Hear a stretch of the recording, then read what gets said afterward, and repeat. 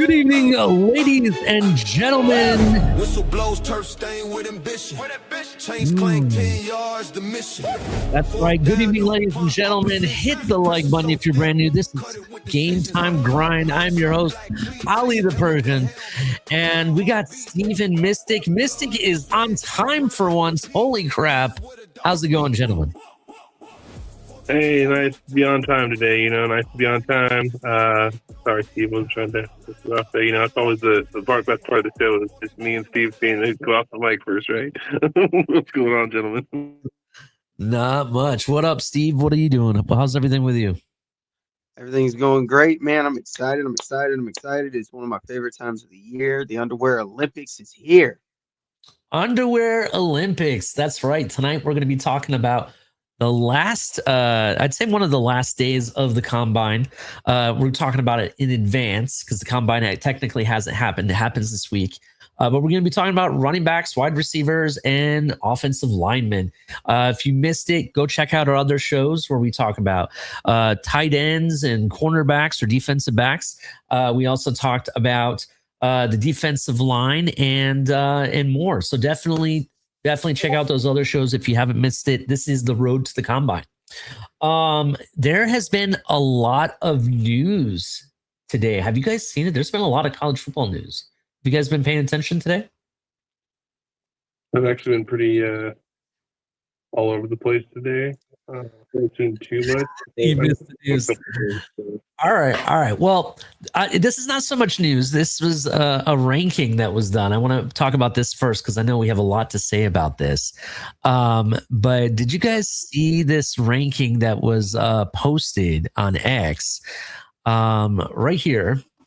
And I'm actually going to put this like this so we can all sleep comfortably. This is the college football head coaches rankings, top 10. We've been talking about this since before and during the college football playoff. I have some different thoughts about the rankings. I'll start and then we can go from here. Do you guys want to start from the bottom to the top or top to bottom? I think we can start from the bottom. Start from the bottom. All right. So at the bottom, we'll start for the first three guys. They have Mike Elko, I think is how you pronounce it. I could be wrong about that. I'm sorry. Mario Cristobal and Steve Sarkisian. Now, Mario Cristobal had a hell of a run all the way to the national championship game. I want to give him a little bit more respect than what's been put here. Mike Elko, I want to say he had a great season, but they didn't finish very strong. You know what I mean? I kind of feel like losing to Miami really hurt them, to be honest. They should have won the SEC. That didn't happen. And I just kind of feel like, I don't want to say I agree with this rankings per se, but I do think that he should be the lower out of these three people, right? I kind of have Mario Cristobal higher than 9th. I also have him higher than even Steve Sarkisian. But I also think Steve Sarkisian, technically, I think he kind of deserves to be a little bit higher on this ranking. What do you guys think? So, I guess the more I think about it and the more I look at it, and the whole, based on, what is it, the last three, or is that last three? I guess. I don't know. Yeah, Mario needs to be higher up the list in my opinion. Lane Kiffin, we'll get to him. I don't know, man. I think, in my opinion, I think Mario needs to be in the top 4. But that's just me. I guess we'll get to that. Ollie, you're muted. Yep, you're muted. My bad. I agree with you, Mystic. I think Mario Cristobal should be in the top 5. That's where I have him in top 5. I'm not going to say number 4 yet. We can definitely get to that, but I have him in the top 5. I do want to talk about Lane Kiffin, but before we talk about that, I want Steve's opinion of the bottom 3, first of all. Go ahead. The fact that Mario Cristobal at 9 is disgusting. That is disgusting. We talked about this when we did the rankings of the head coaches in the playoffs. Who's accomplished more with less than Mario Cristobal? I can only say one person, and that's Kurt Signetti. Like Ryan Day makes sense, right? They just won a national championship. Kirby Smart, they've won 2 in the last 4 years, 5 years. Yep. Right. Okay. Lane Kiffin at 6. Mr. All-Pro guys go win it for me. Kalen DeBoer. When was the last time Alabama was in the national championship? How many years has it been? 5. Like, feels like a while. Mm-hmm. It's been a while. Like Steve Sarkisian, like great coach. Texas didn't even make the playoffs. I'm sorry, like that falls on the coach. When was the last time the Texas did anything? I will say, and to be fair to Texas, right? They've been competitive prior to this past year, the 3 seasons prior to that, they've been pretty competitive. In fact, Steve Sarkisian did make it to the semi-playoff in 2024, where they had to go up against Ohio State. So I'll give them that. But I would say that's also more recent than seeing Alabama in the national championship game. So I kind of have Kalen DeBoer under Steve Sarkisian just a little bit. Lane Kiffin. Has Lane Kiffin even been to a semifinal? Thank you. Has he been to a national championship when he was the head coach? Nope. It's always the coach that comes in after him. Okay. So, and the fact that they have him with LSU already at number 6, you don't even know who the QB is going to be at LSU. You don't know how this defense is going to be. You don't know how this offense is going to be, right? It takes a little bit to get there, right? Dan Lanning, they have him at number 4. Dan Lanning is, in my opinion, and I hate to say this, but he's starting to make me feel like he's the next Coach Franklin, to be honest. And you think about it, amazing recruiter. Oregon's an amazing recruiter. They're always, because they got so much money because of that Nike money, they're always able to recruit players without any problem, right? Hot take. But they think it's their year. They're going to be able to be there. They're going to be the number 1 team, only to break your heart. This is the same merry-go-round or broken record, spin me right round like a broken record that Penn State did. Penn State, amazing recruiter. They have all the talent. They're going to get there. They beat up everybody. They go into the playoffs, only get their ass kicked. And it happens like a broken record over and over and over again. So Oregon and Dan Lanning, it reminds me of Penn State. I feel like they're on the Penn State track when Coach Franklin was there. Marcus Freeman, he's an interesting person, right? I want to say in his first 2 years of, actually the first 3 years, I want to say the first 3 years of being a head coach for Notre Dame, he got to the national championship game. You know what I mean? I have to give it to him for that. Just like how we said Mario Cristobal, we have to give it to him. He got to the national championship game. Marcus Freeman did it in lesser time than Mario Cristobal. So that's kind of why I have Mario Cristobal in our top 5, but I don't necessarily have him at number 4. I have him more at number 5 because Marcus Freeman did the same thing just in a shorter period of time. You get what I'm saying on that? Everybody else still has something to prove. That's where I'm at so far with my ranking. Yeah, literally. That's where I'm at when it comes to this whole situation. Is I totally agree. When you look at the top 4, okay, look, I could put Lanning at 5. Because again, I'm with you in Notre Dame. I feel like Notre Dame is just, I don't know. They just like building that brand. I can't stand it. Lane Kiffin, I have nothing. In my opinion, you drop him to 9. I'll leave Sarkisian at 8 because like I said, I'm putting Mario at 4. And then I hate to do it to you, but I think Kurt Signetti needs to be on top right now. He just won a national championship having like no 5 stars, maybe barely any 4 stars. And beat some good teams. I'll give it to you. I'll give it to you. However, this is where I won't give it to you. Okay.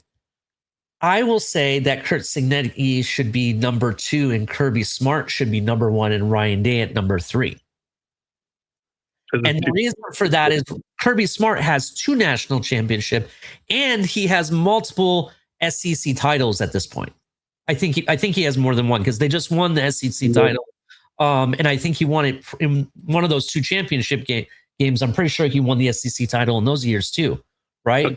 I'll give you Ryan Day hasn't won. I don't think he's won a Big Ten title. I could be wrong about that. I have to go back and look.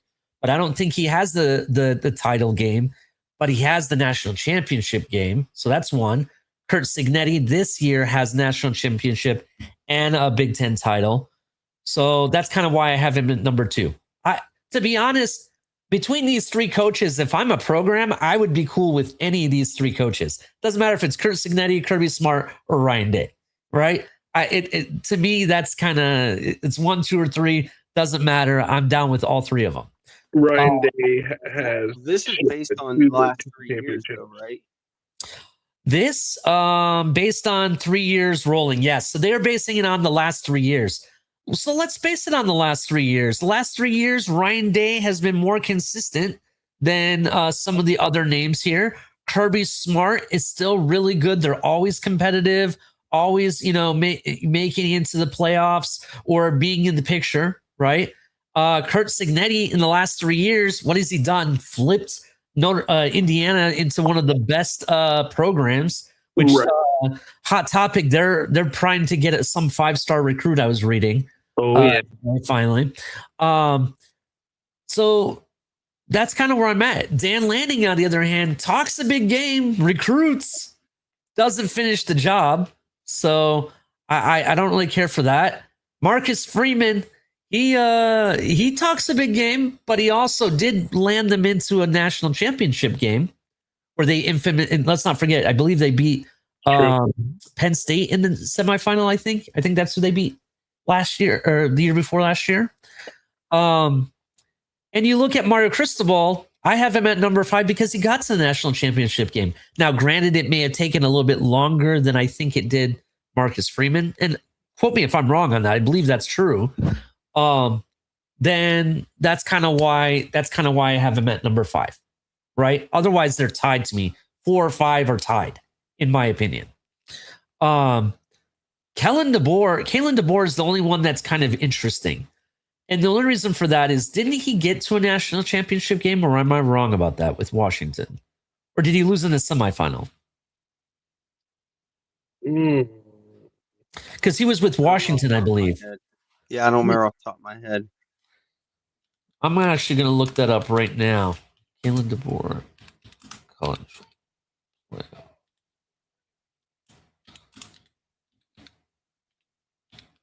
But if he had, that hasn't been the last 3 years. He's been with Alabama the last 3 years, right? The last 3 years he's been with Alabama? Or is the last 2 years? Is it 2? Washington 2024 college national championship. So he's only been Oh, he's only been there a year. Okay. Yeah, 2 years. He's been there 2 years. With Washington, so he takes I'm sorry. So he was with the college football playoff with Washington, took him to a national championship game. After that season, he went to Alabama, led them to a college football playoff in his second season at Alabama. So he's been there 3 years, only took him to a college football playoff game once. Actually, he's been there 2 years and he only took him once. So, but he got embarrassed. Yeah, he did get embarrassed. But he also, just like Mario Cristobal and just like Marcus Freeman, he's gotten to that national championship game. He didn't necessarily win it, but he's gotten there.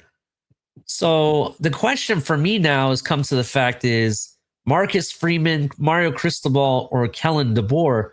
How do you rank who's the best out of those 3? Because that's going to figure out my 4, 5, and 6, to be honest. Who do you think accomplished the most with the least? I'm going to say that Mario Cristobal is better than Kalen DeBoer because, number one, he has been more consistent. Miami was good the year before last, right? And then this year, they were good. They good enough definitely to make a national championship game when it counted. So I'm going to say I've seen better years from Mario Cristobal than I've seen Kalen DeBoer. So he's already ahead of Kalen DeBoer in that fact. What else? Marcus, even last year, remember Miami got snubbed out of the playoffs and everybody was like, I can't believe you didn't make it. And then Alabama got in out of nowhere when they really shouldn't have been there. Yeah, that's true. Like, I think Mario has accomplished the most with the least for me. Like, he took a program, much like Kurt Zanetti, which I believe Kurt Zanetti should be number 2. I understand the Kirby Smart, and it could be just like the recency bias, but he took a team that was 3-9 and immediately made them a 2-loss team that first year. And then the second year, he won a national championship with no 5 stars. Like, so that stuff means more to me than like, and it's not taking away what Kirby Smart is or what Dan Lanning is done with Oregon or Marcus Freeman's done with Notre Dame. But like, you're taking over teams full of 5-star recruits. You can make the argument that Dan Lanning took over a team that Mario built. Yeah. I'm looking at Marcus Freeman right now because I guess he's been with them for 4 straight seasons, right? He's gotten to a bowl game each year, except this past year he declined the bowl game, even though they were 10-2. His best season was 2024 at 14-2.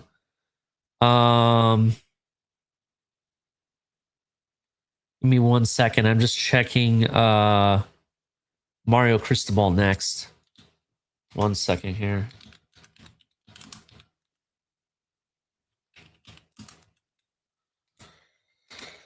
Here we go. Let's see.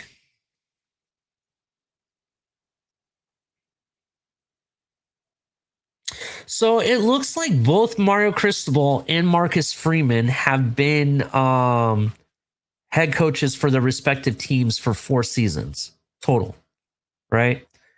Oh, okay.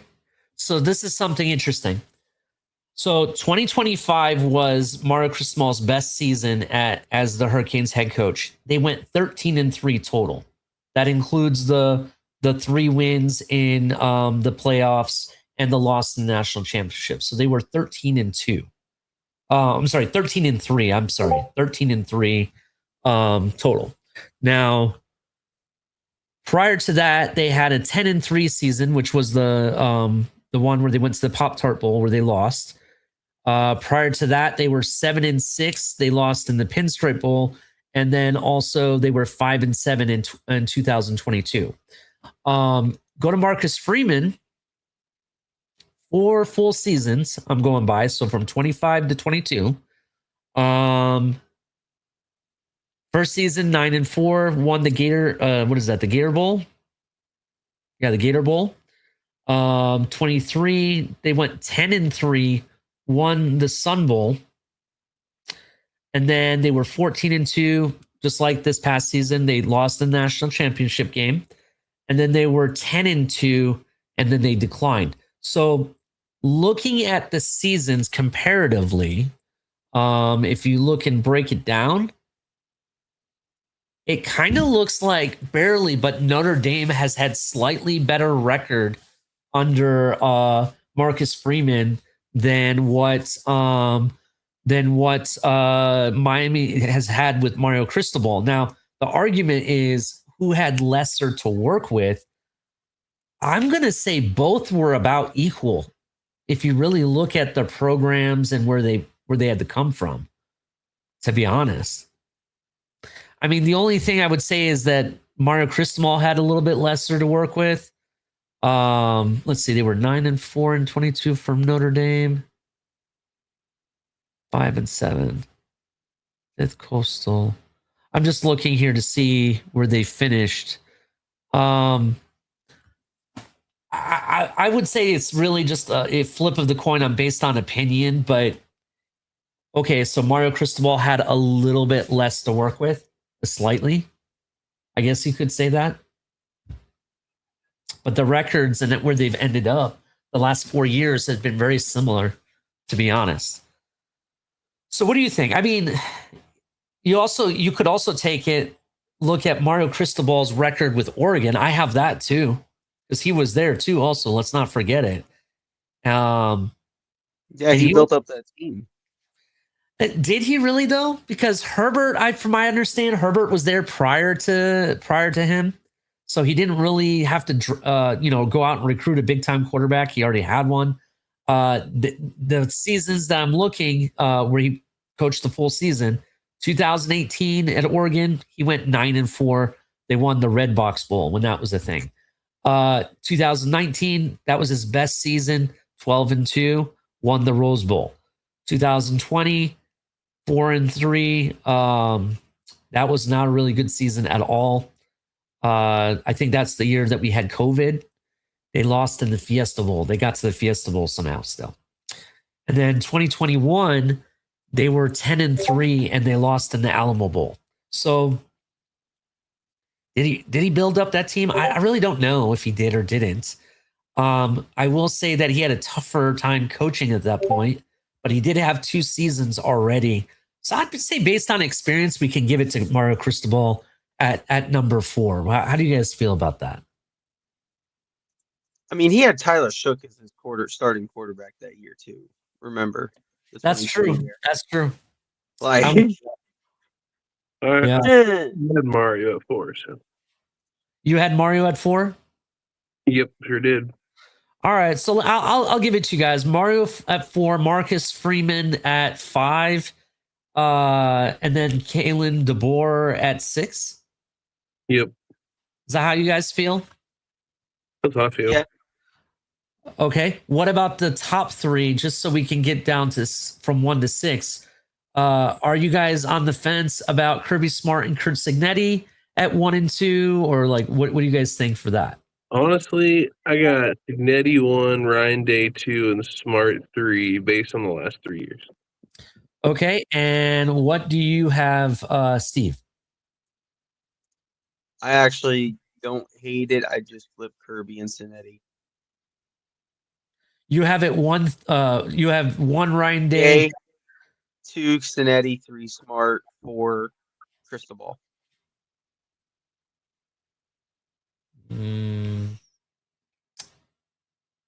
Okay, I'm sorry, Mystic. I'm gonna kind of go with Steve on this, and it's only because Ohio State bias. No, I'm just kidding. Go ahead.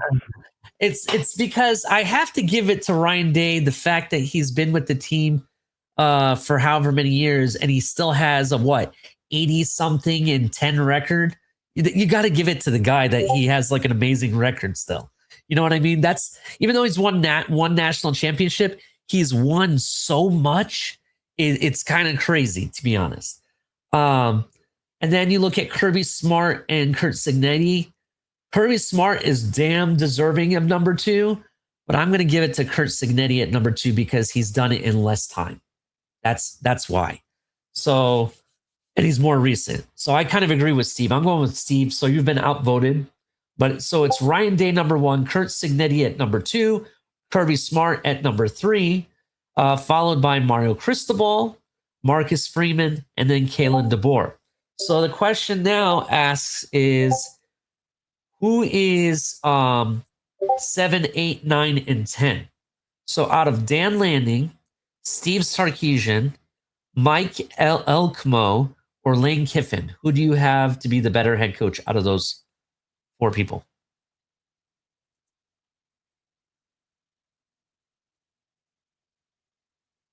Any thoughts? Yeah, the names went through my mind. So you said So you got Elko, Lane Kiffin, Sarkisian, Kiffin, and Lanning. Lanning, I think Lanning would be the first on the board. Yep. Then Sarkisian, then Elko, then Kiffin.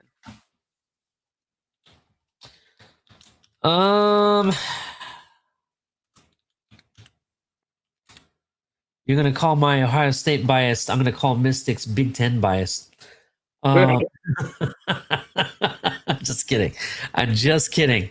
I want to look up. I want to check something. No bias. You have no bias? I have no bias. It's lies. You have South Florida bias. No, but see, none of this, that doesn't apply to this. Auburn's not on here, or Auburn would be last. No, Miami's down there, though. Oh. No, Miami's up top. There's no bias. I'm checking one other person because I think I have an argument to be made. If you tell me Lane Kiffin's above Elko, I quit the shit. I'm just kidding. No. I think Lane Kiffin's more towards the bottom right now.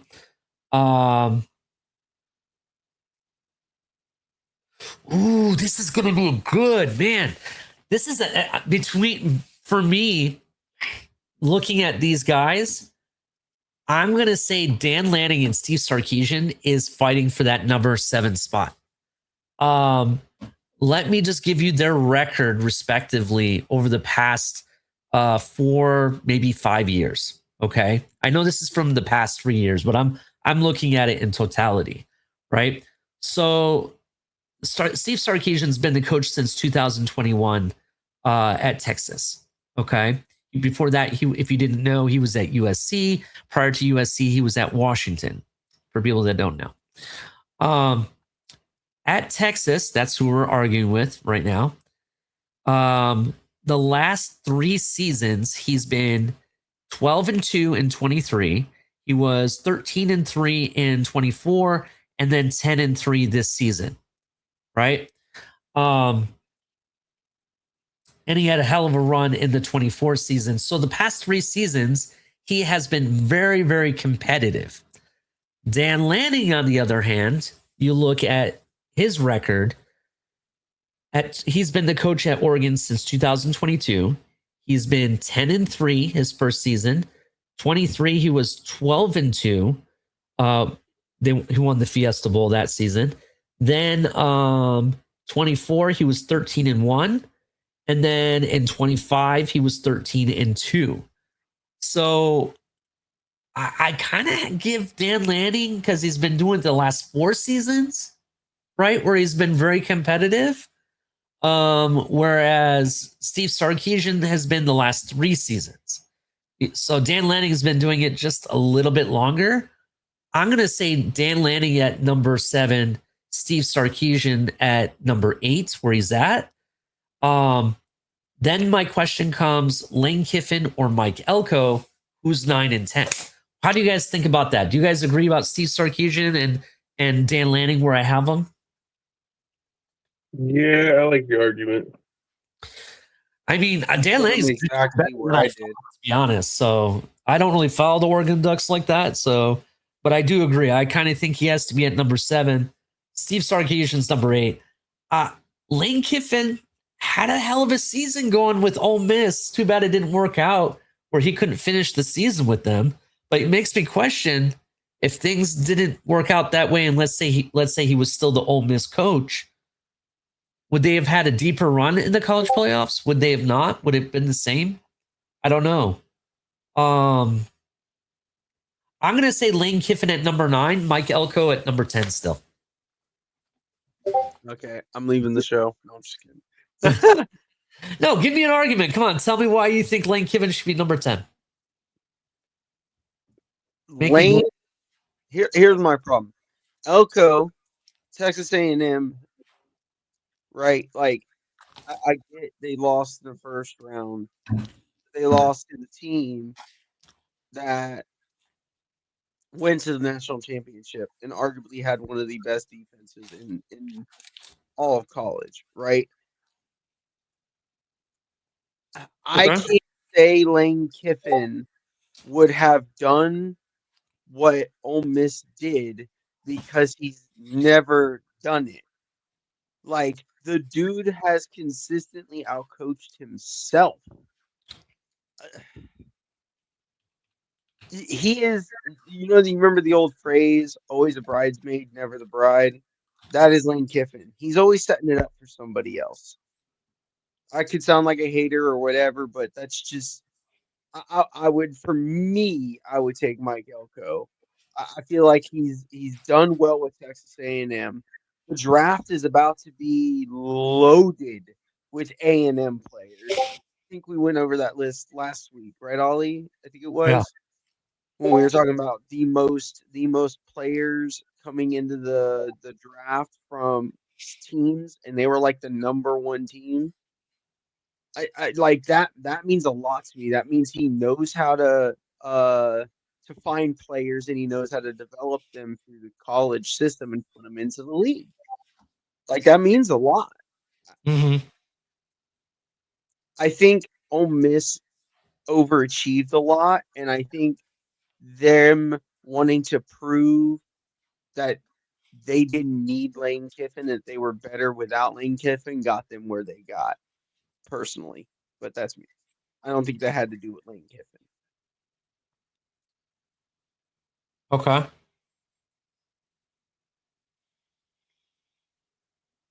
What do you think? Mystic? Well, I'm kind of with you on it. Well, here's something you may not have known, Steve. Mike Elko's only time he's ever had double-digit wins in a season was this past season. This is the most wins he's ever had as a head coach.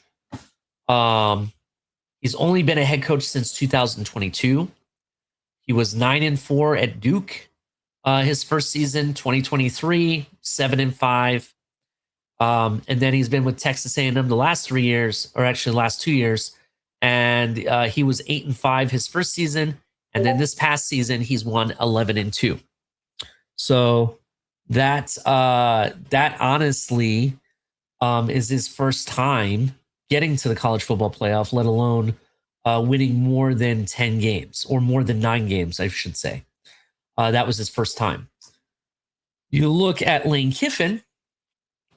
Doesn't matter if it was with USC, Florida Atlantic, because he was the FAU head coach, if you remember. And since 2020, he's been with Ole Miss. He has continuously put out performances where he can show that he can take teams and win more than 10 games. The last 3 seasons at Ole Miss, he was 11-2, 10-3, 11-1. I kind of have to say, based on history, especially if we're going to go based on the 3-year rolling rule, I want to say that Lane Kiffin has been more productive than Mike Elko. Yeah, based on record. Yeah, like you're right. I have to keep the same energy, even though I don't. I get what you're saying. I get what you're saying. Like he does have. I will say this: I'm not a Lane Kiffin fan. First of all, I like some of the players he's helped develop over the years, especially Keyshawn Judkins, who's the running back out of Cleveland. He got injured this year, but he dedicates a lot of his productivity in the SEC to Lane Kiffin. So I have to give it up to for him. I got to thank him for that. You can also thank him for guys like, I want to say DK Metcalf, I think, came out of Ole Miss, and so did AJ Brown. I think both those guys were there for the Lane Kiffin years. I could be wrong about that. But I know that a lot of talent have come out at Ole Miss altogether during his tenure. But I do agree that Lane Kiffin is starting to kind of remind me of Coach Franklin with Penn State, where he had all this talent, set up the foundation, and just couldn't get it done over and over and over again. It does kind of feel like that with, a little bit. I do agree with you. He can't get it done. If you got to go based on record, which is how I'm trying to do this mostly, I'm keeping the same energy for everybody, and the time frame it's taken them to become successful. I kind of have, I have to have Lane Kiffin at 9 and then Mike Elko at number 10, just for that fact. I thought Kalen DeBoer would be lower at the bottom, to be honest, looking at this, but I forgot that he was with Washington and got to a national championship game. So that's why I kind of have him higher than even Lane Kiffin or some of these other guys. Any arguments? You guys are super quiet.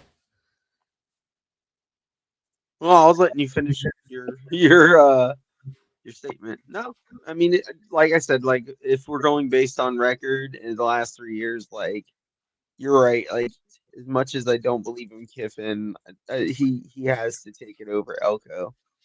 Yeah. Well, we'll see. We'll see what he does with LSU. It'll be very interesting. I'm already going to give you a hot take right off the get-go. I think Lane Kiffin and this LSU project isn't going to go anywhere. I don't think it's going to improve them any more than they've been the last, maybe they get to the college football playoff, right? And they may have a run or two, but I don't think it equates to winning a national championship game. That's my belief in Lane Kiffin, even at LSU. So, did you say something, Mystic? Go ahead. Yeah, no, I dig that take, honestly. I've never really liked Lane Kiffin. I really haven't. Never been like a huge fan of the guy. I never really saw like everything. The huge, oh my goodness, what people are talking about. Yeah.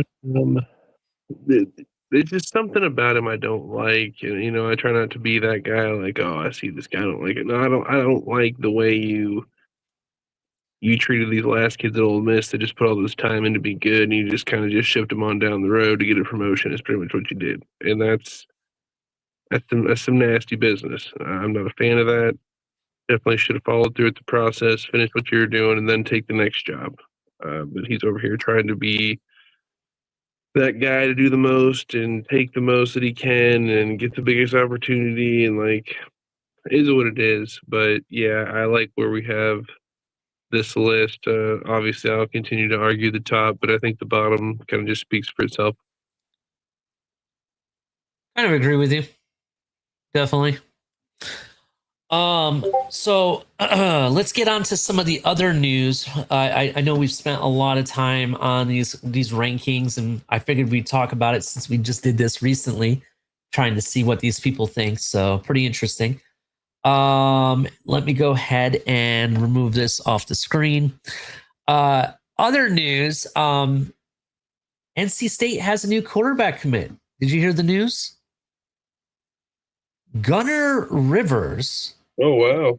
The legacy son of Philip Rivers, had, just like his dad, has decided to take his talents to North Carolina State, NC State. And NC State has a new QB. I'm kind of excited for him. You know, I like legacy stories. I like to see them follow in their, their parents' footsteps. And it'll be really interesting. If you guys don't know, Gunnar Phillips went to North Carolina State or NC State, and he was an 8-time Pro Bowler right out of NC State. And now his son, who's a 4-star quarterback, could be 5-star, depending on if rivals have, sometimes rivals and their rankings will give him a 5th star. We'll see if that happens. But he has committed to NC State, so congratulations to him. Interesting fact, speaking of legacies, this was an interesting one. Did you guys see Emmitt Smith's son, I guess, decide to go to Stanford, I think? It was Stanford. Did you guys see that? No, I didn't. You pulling out. Yeah, so That's crazy. yeah, so people were asking, oops, where'd you guys go? There you guys are. People were asking, like, does I don't like that one either. Which one do I like? Don't like that one. There we go. This is the one I like. Sorry. People were asking, Emmitt Smith were asking, like, are you upset your son didn't go to Florida? You're a Gator and everything. You're a Gator royalty.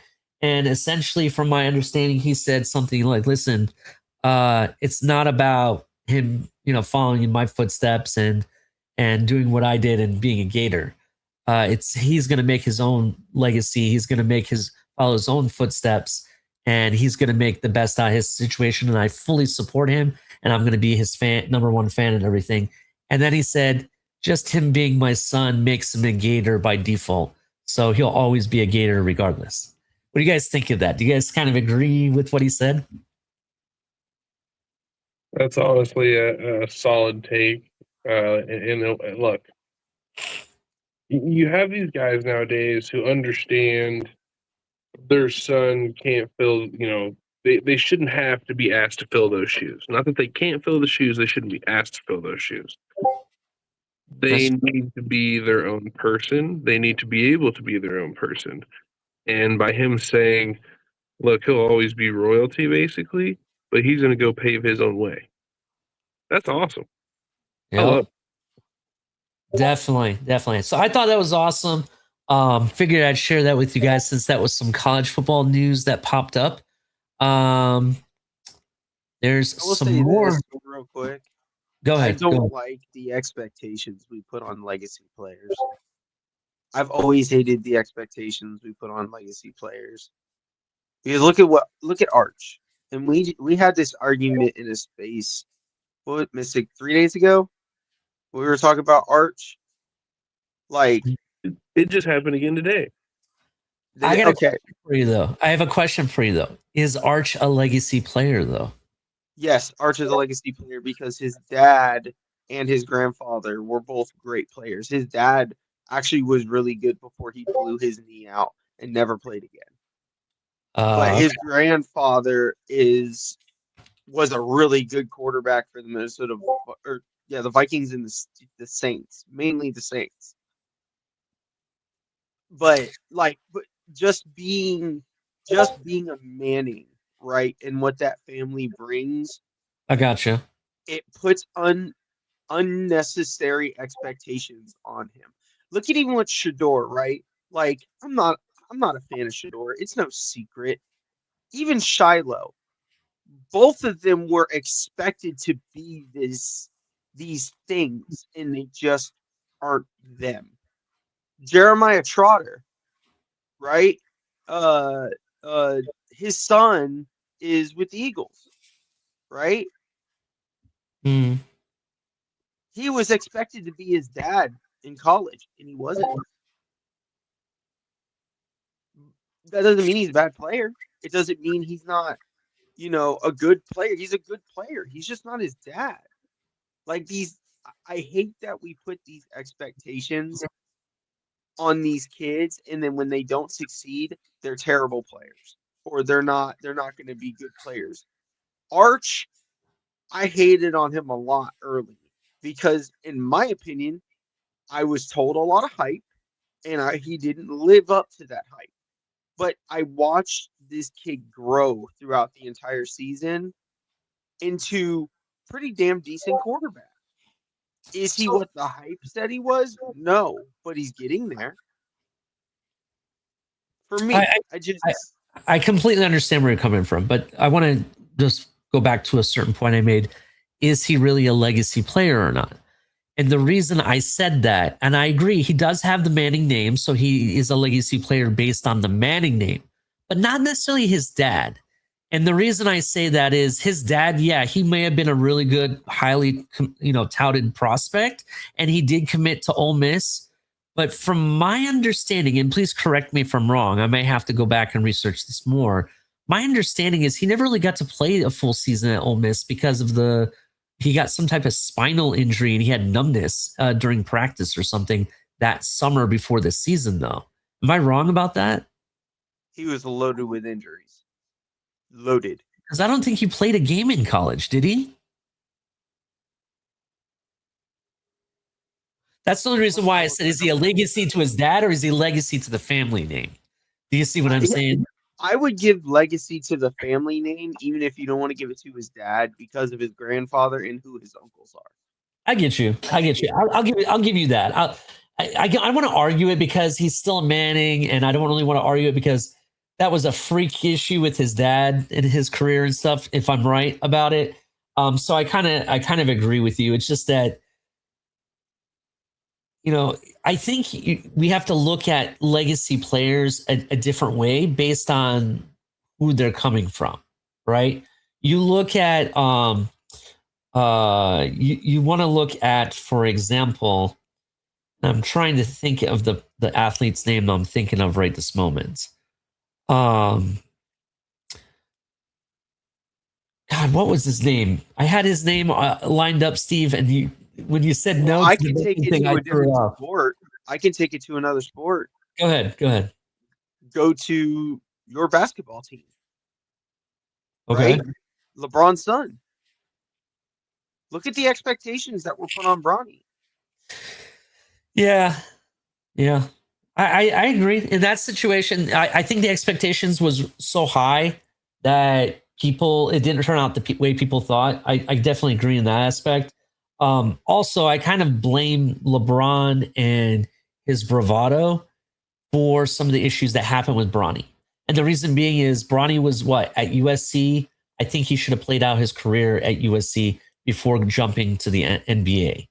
But because they wanted to make the father-son thing so big, I think it stunts his development. I think even though he's good in some cases and he's gotten better and better since, having this is like his first or second year in the season or whatever, in the league.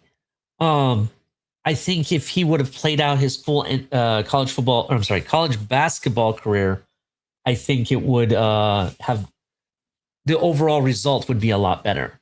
That's what I'm trying to say. But I'll go to soccer. Soccer's a good one to look at, right? You look at a soccer player named Carlos. I think it's Carlos Renia is his name. Who played for United States soccer team, national men's team. His son plays for U.S. national team as well. And I'll argue that his son is better than even what his father was at the same age. I'll argue he's a better prospect, a better overall player, and it is even more accomplished in certain cases than his dad. I'll argue that. But I know there's other cases. What didn't Ken Griffey Jr.'s dad play in baseball?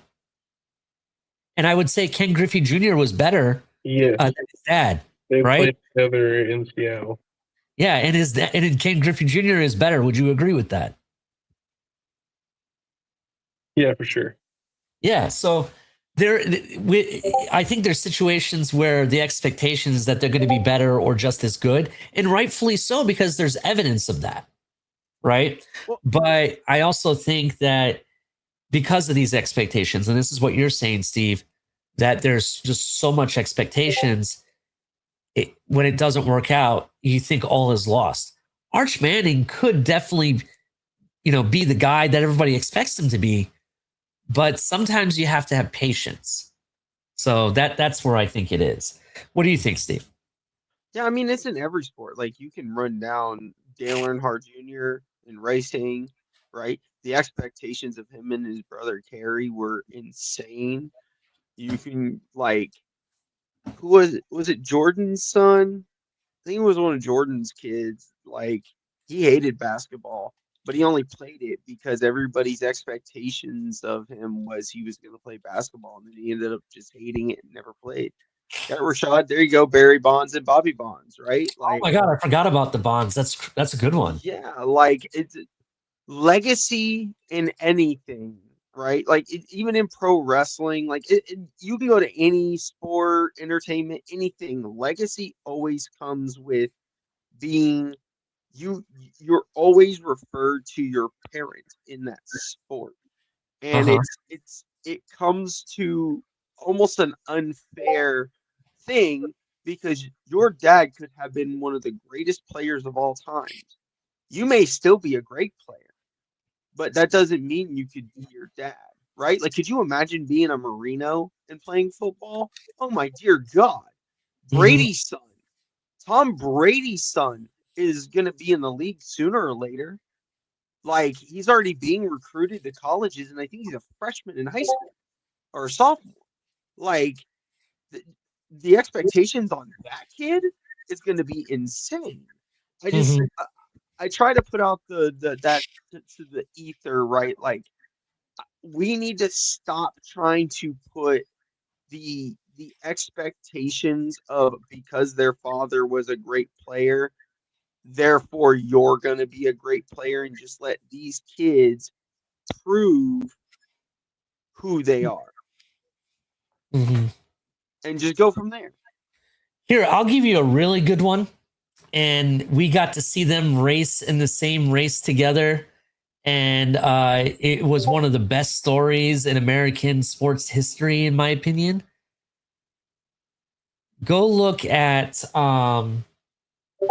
Junior and Senior. And if you know who I'm talking about, Dale Earnhardt Jr. and Dale Earnhardt Sr. as race car drivers, right? I saw one of the, some of the best races, Daytona 500s ever, when they were both racing together, and it was amazing. Was Junior as good as his dad? A lot of people, if you were a Senior fan, are going to say no. They're going to say Senior was the best, right? Senior was slightly better. He was slightly. I would say was better, but he was better over an entire career. Dale, I don't think raced as long as his dad did, right? Because I think Dale now doesn't race anymore. I believe he does. Junior, I don't think he does. Junior's racing career was, I believe, longer than Senior's. Are you sure about that?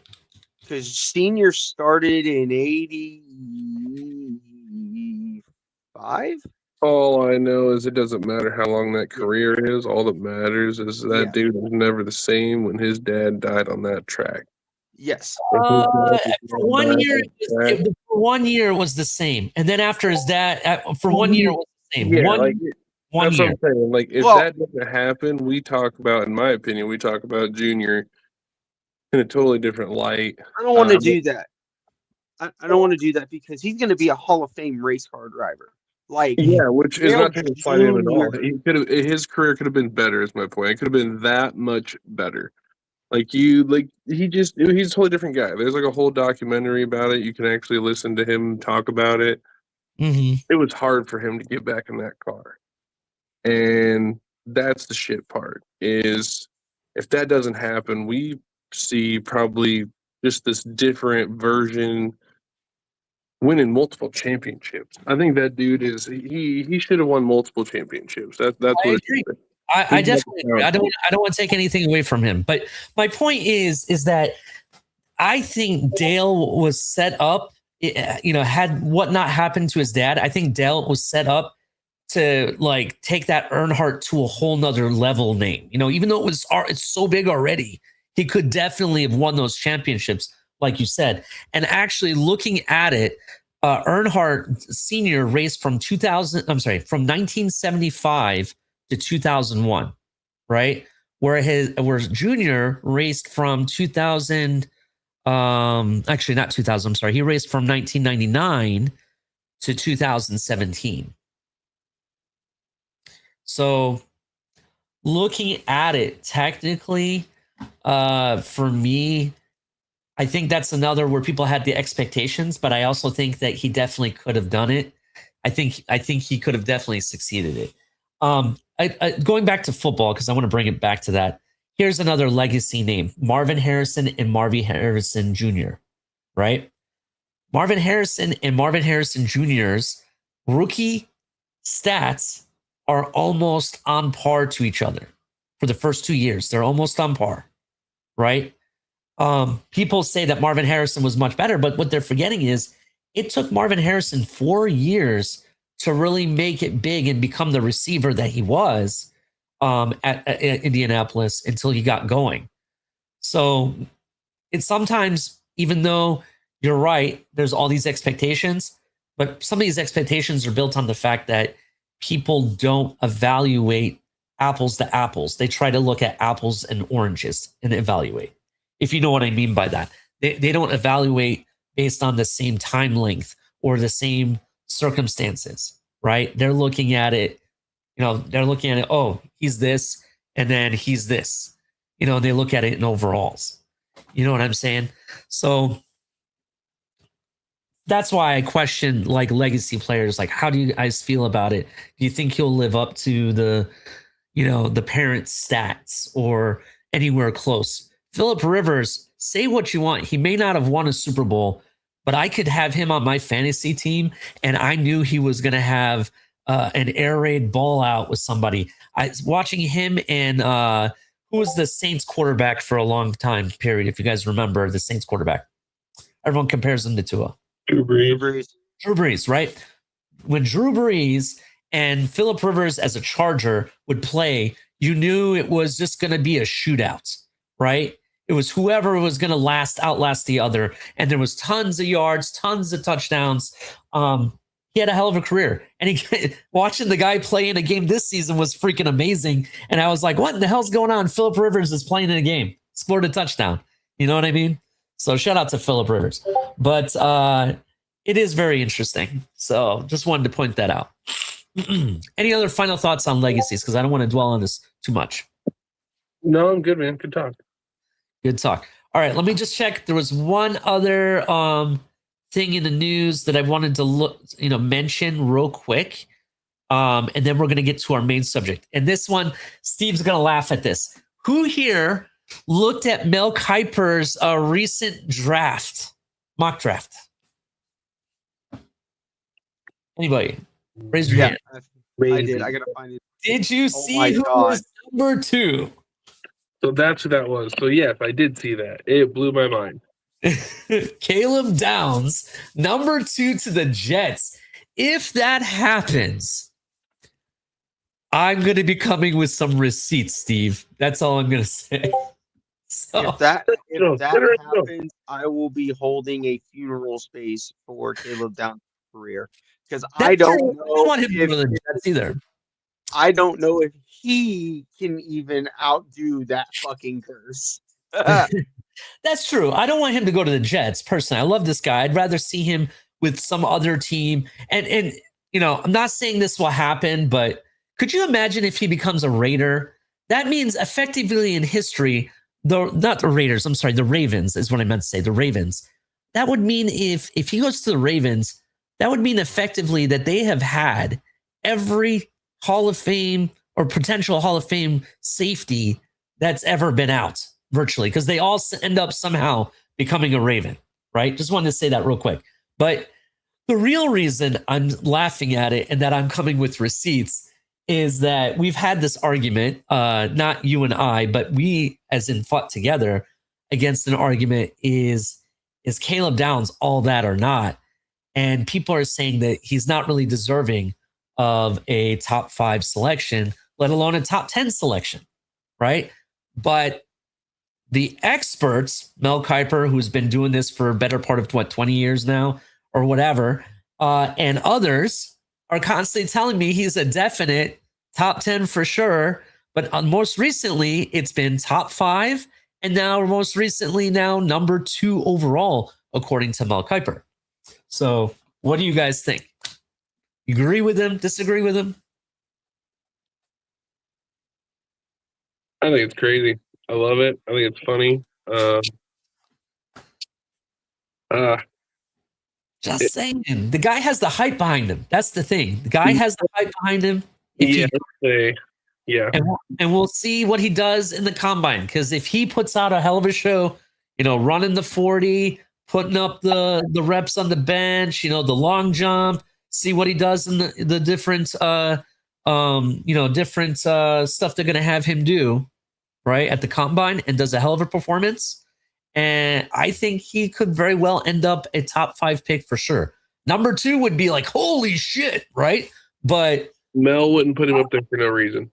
Yeah, I would say I think he's definitely deserving. And I know a lot of people put a lot of weight in the little interviews that teams have with players behind closed doors, and you hear little tidbits like last year was all about what Shedeur said or didn't say, right? That's all we heard. You don't have to worry about that. This guy's going to knock it out of the park. I don't know if you guys know this, Caleb Downs, and I want to say his brother have their own podcast. The guy's really good at speaking, not just to the media, but in front of the camera and everything. He's really good. You are trained. Oh man, sign me up. He's already trained. You don't have to worry about him saying anything silly. Let's put it that way. But for me, I think the guy's definitely deserving. And I think he's a hell of a player, hell of a leader, hell of a human being. Is he number 2 overall? I don't know. I don't know. I'm perfectly kosher if he's top 5, but number 2, wow. And the fact that we know what the Jets really need over there, being the fact that we're Dolphin fans, we know what they need. It's very similar stuff that we need. But they traded all this draft pick not to get a quarterback. That's kind of surprising, to me. I don't know. What do you feel, Steve? You've been quiet. I think he's worth a top 5 pick just fucking fine. I don't understand. I tried to explain this when we made the argument, and I understand people's problem. Reality is generational doesn't mean you're the greatest player to ever play that spot. It means in your generation, do you have all of the traits at the top of the list? And he has it all. He is a generational prospect because his impact is felt. He's going to he's got the speed, he's got the talent, he's got the strength, he's got the physicality, he's got the intelligence. He can play every position along the defensive secondary. I think he could even play a little blitzing safety. He can play everything you want him to play. Yep. That is a generational prospect. Will he be a generational player? We do not know. Don't know. But from a prospect, all them bitches are green. Everything in there. Green. It's all in the green. Yeah. I absolutely agree. I don't want to say that he's generational, like the way that they want to say that he is. But but as a prospect, and a prospect that can play everything at a very highly, I would argue, sometimes elite level, in every position that he covers in all of them. I think you kind of have to look at it being a generational prospect at that point. In addition, in one position that a lot of people don't give him a lot of credit for, but I know he can do it. In fact, he's run it all the way into the end zone several times, or at least a few times in the biggest moments. That's punt return. I think he's a hell of a punt return. But again, I get why he doesn't do it a lot, because he's that much important to the defense, to be honest. So we'll definitely talk more about him after his combine performance. I'm really excited to see how he does. For me, it's more of like, wow, this kid they keep just raising the post on him. So I'm really excited to see what he does. But with further ado, I want to get into the main topic, the road to the combine. Before we get into that, everybody at home, please hit the like button. Make sure you share this with your friends. We're trying to build the community. Make sure you subscribe if you're brand new. Turn on the notification bells. Comment. Be part of the chat. I know some of you are watching on TFTG. Come over to at 4th and 10U. We really are trying to build our channel up over here. And you can join the chat and everybody can speak together. Also follow at 4th and 10U on Twitter or X at the same time. And yeah, let's get into this. Today we're talking about running backs, wide receivers, and offensive linemen. We got a lot to talk about. Who wants to go first? Ooh. What? We're just gonna go just like anyone we want type of thing, or we just gonna go running backs? Like, We'll start off with running backs, but who wants to go first? oh, okay, I got this. Okay. I want to go with. I'm surprised neither of you took him. I really am, because I mean, again, maybe everyone talks about him too much, but I keep seeing videos about the kid, and now everyone wants to say, "Oh, well, he didn't really do much when he played Miami, and this and that, and yada yada yada." I do not care. Jeremiah Love, running back, Notre Dame, 6', 214. The tape doesn't lie. The feet don't lie. That kid looks special. If we're talking about all around best running back, I think in this draft class, I think that kid's it by a landslide. Top speeds elite. He has awesome, reliable hands. Could be a 3-down back.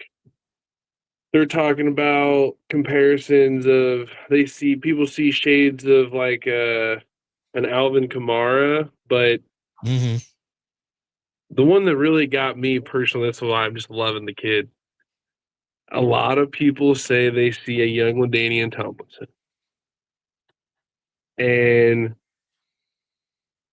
if this kid can even have a shade of LT, and we could get a season where this dude's just blowing defenses away and no one can stop him, I'm all for it, man. I love watching people do that stuff. When like Saquon, 2 years ago, that was so much fun to watch.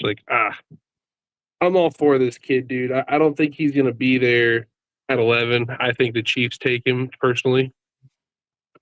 He's gonna fit everything they want him to do in Kansas City. It's gonna make Patrick Mahomes easier, his job easier, everything all around. They thought they had their guy with Pacheco and whatnot. No, this is the dude that they need.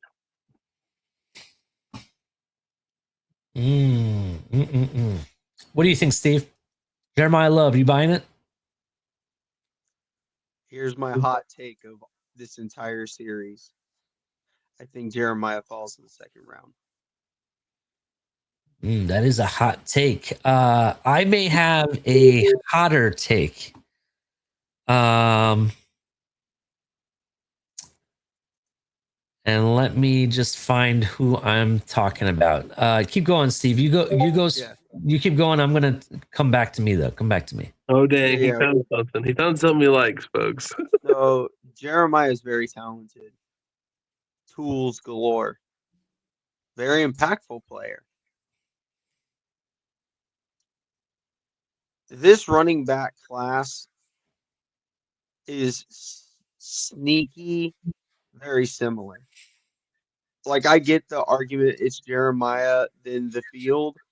I and again this I'm gonna get called biased. I don't know if Jeremiah is more explosive than Devon Achan was at Texas A&M. I don't think he's the prospect that Saquon Barkley was. I don't think he's the prospect that Jahmyr Gibbs was.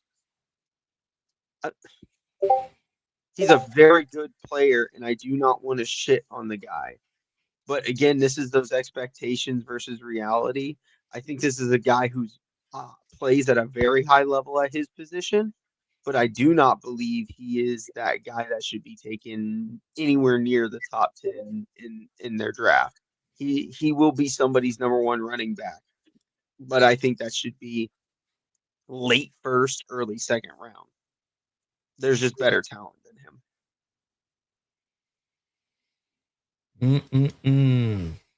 Okay, well, I'm going to go ahead and say I kind of agree with you. That's where he should go. Unfortunately, there's going to be some team that I think that could definitely pick him up early second or late first or mid first. I'll even say as high as mid first. And the reason for that is he's a hot name. He was a Heisman finalist, right? The guy definitely brought it. We're talking, if we're going to talk about stat point, let's see.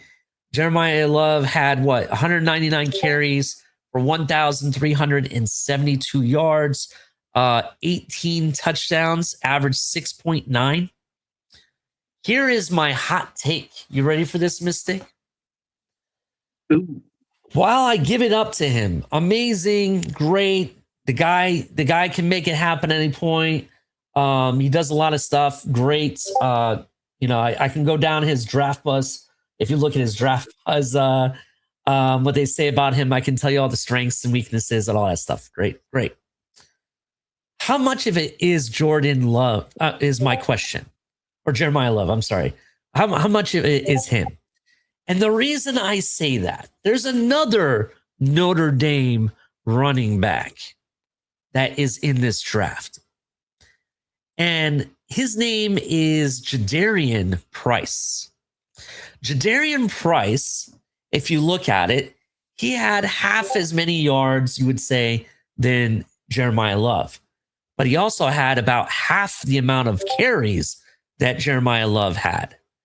Though he only had half amount of yards, half amount of carries, if you look at the rest of the statistics, it's pretty similar. They both averaged over 6 yards a carry, right? One had 18 touchdowns. The other one had 11 touchdowns.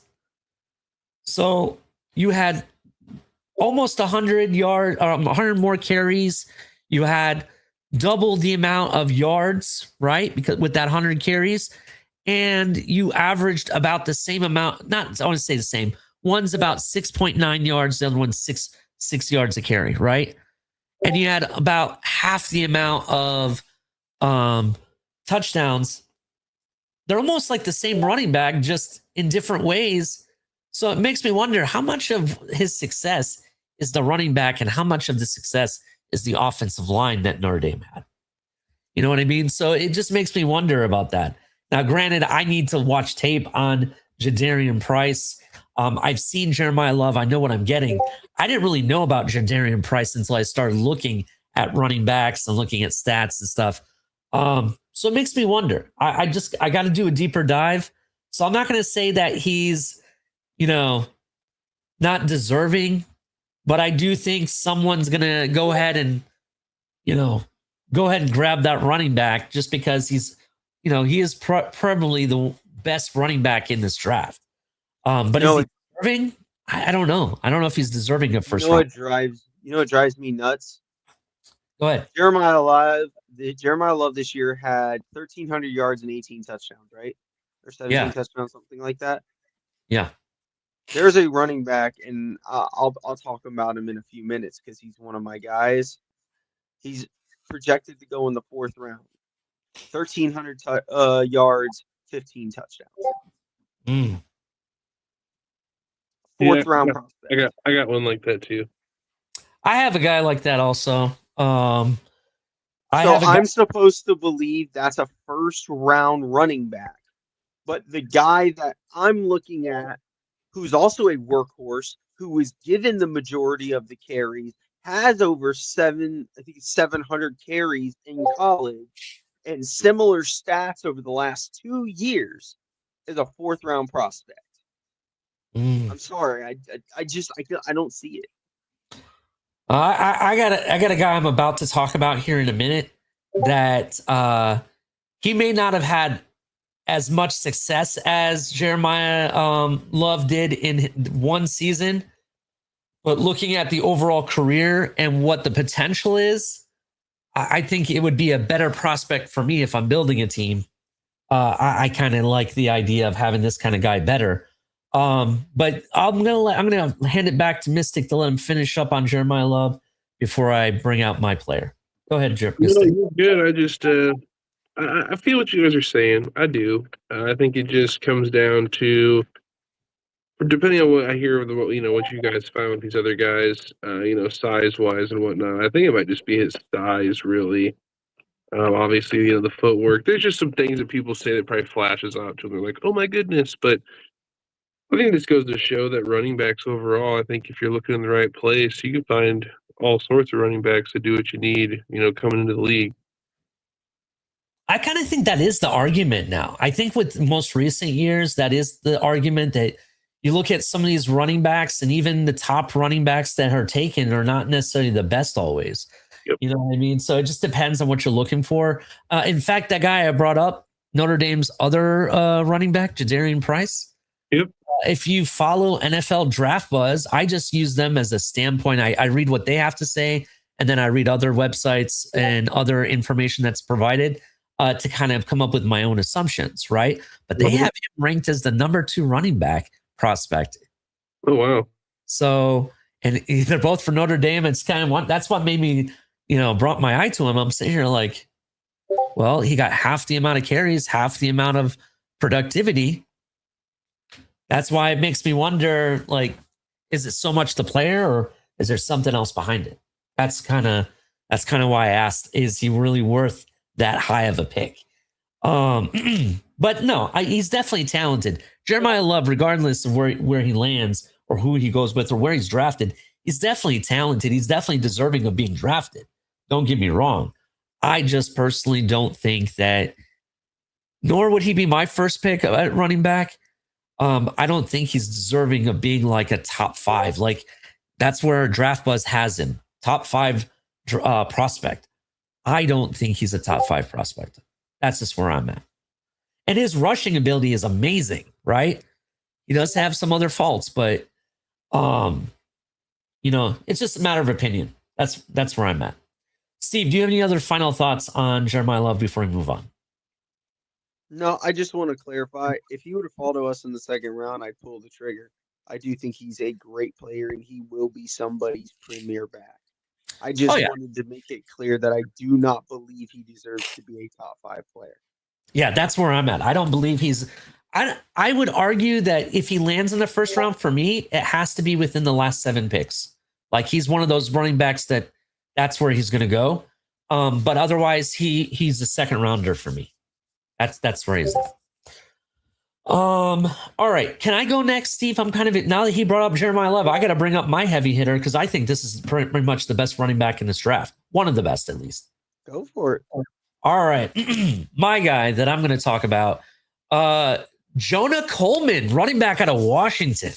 A compact physical running back, stands about 5'9", estimated 228 pounds, who has produced consistently, and that's why I like him so much, consistently both at Arizona and Washington, over 3,000-yard career, 3,000 yards with 37 total touchdowns while averaging 5.5 yards per carry across his college career.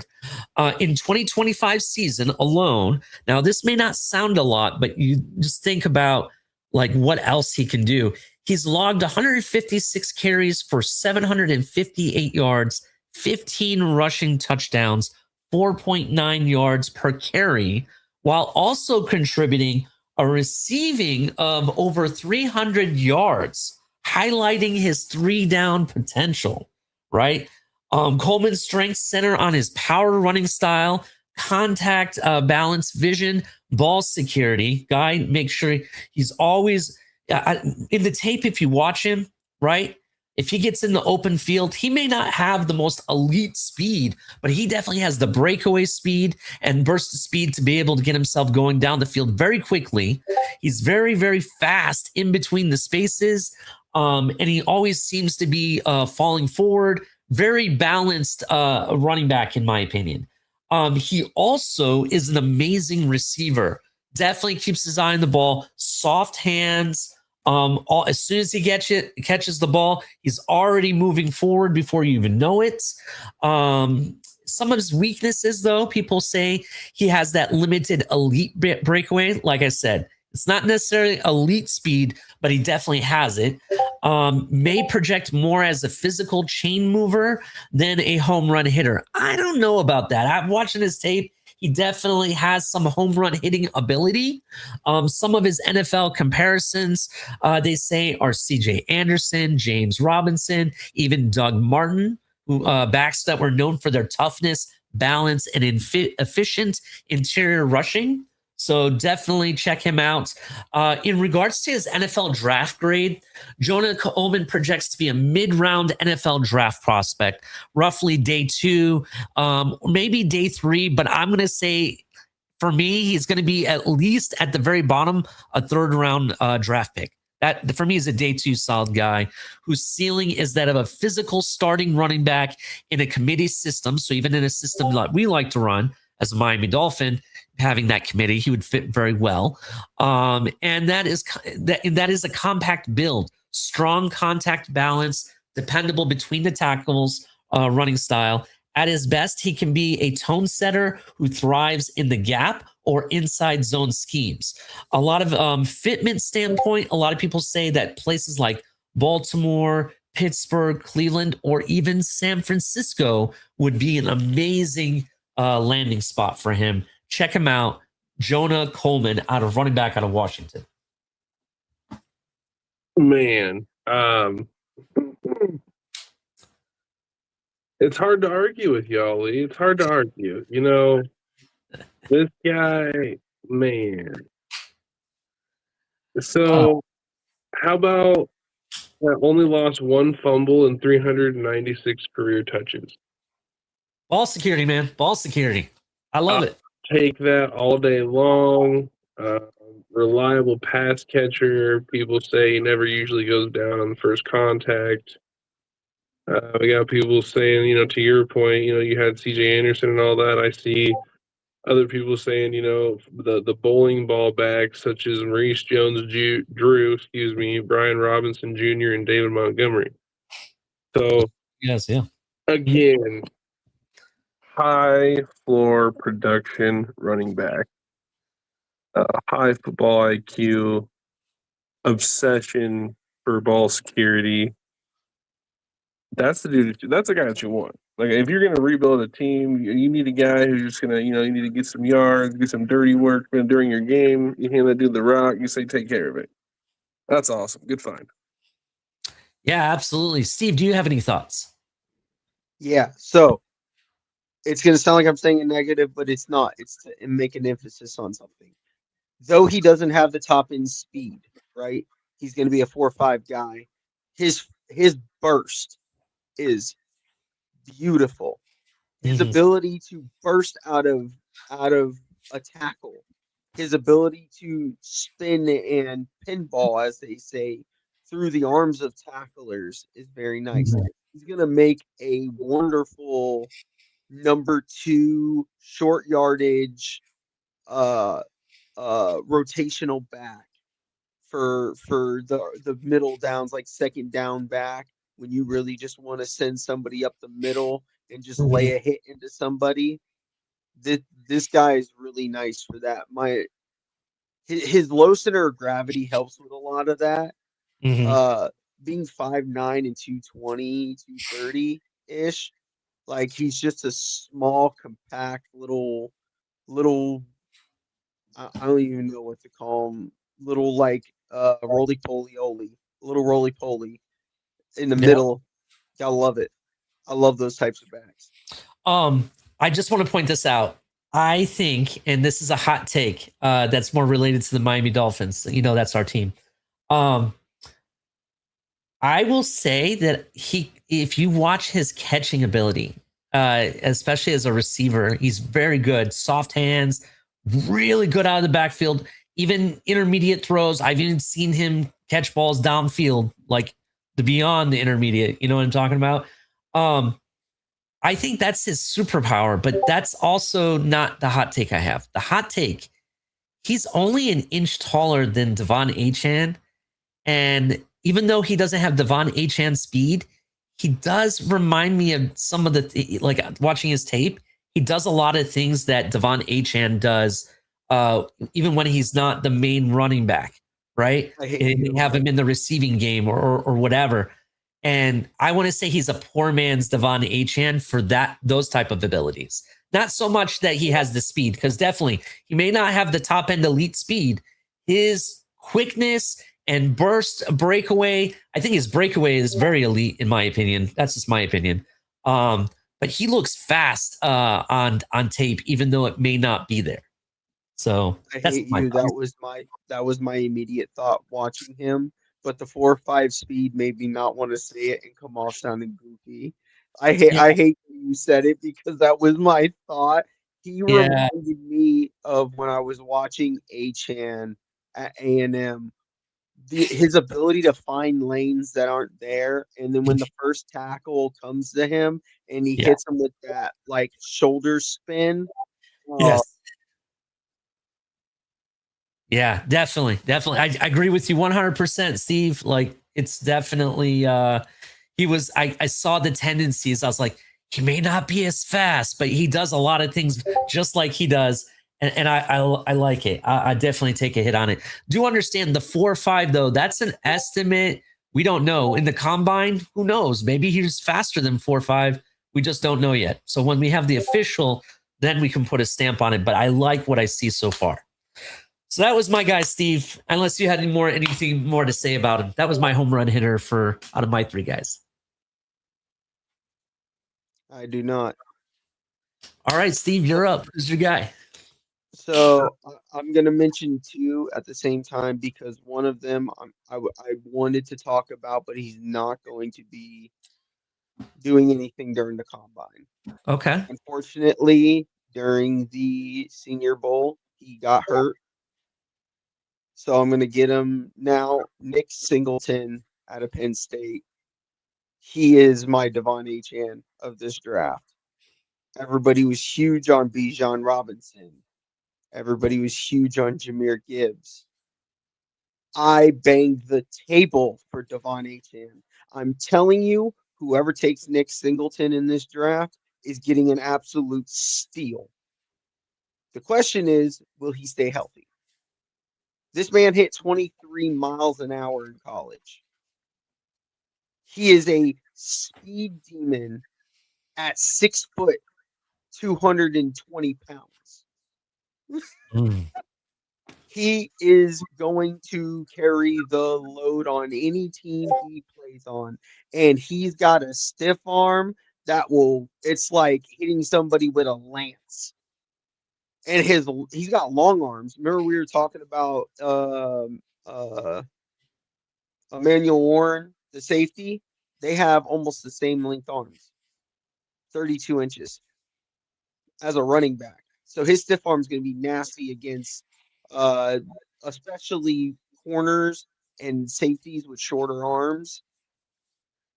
I wish we could have seen him at the combine. Unfortunately, like I said, he has a torn. Where is it?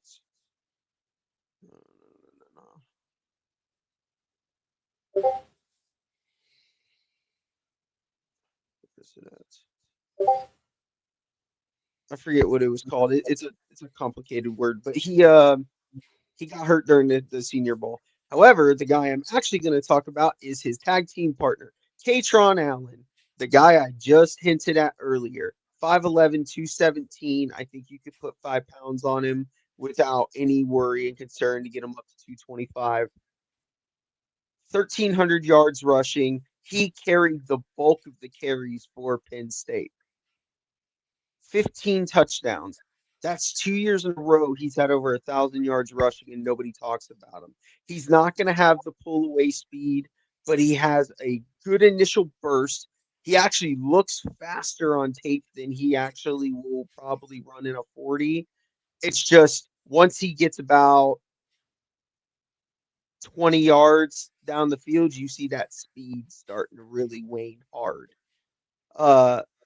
My concern with him is after he gets about 18 carries, that speed even more so starts to wane. He gets gassed. So some further conditioning might be able to fix some of that at the next level. But you're talking about a guy who's probably going to be a 4th round pick.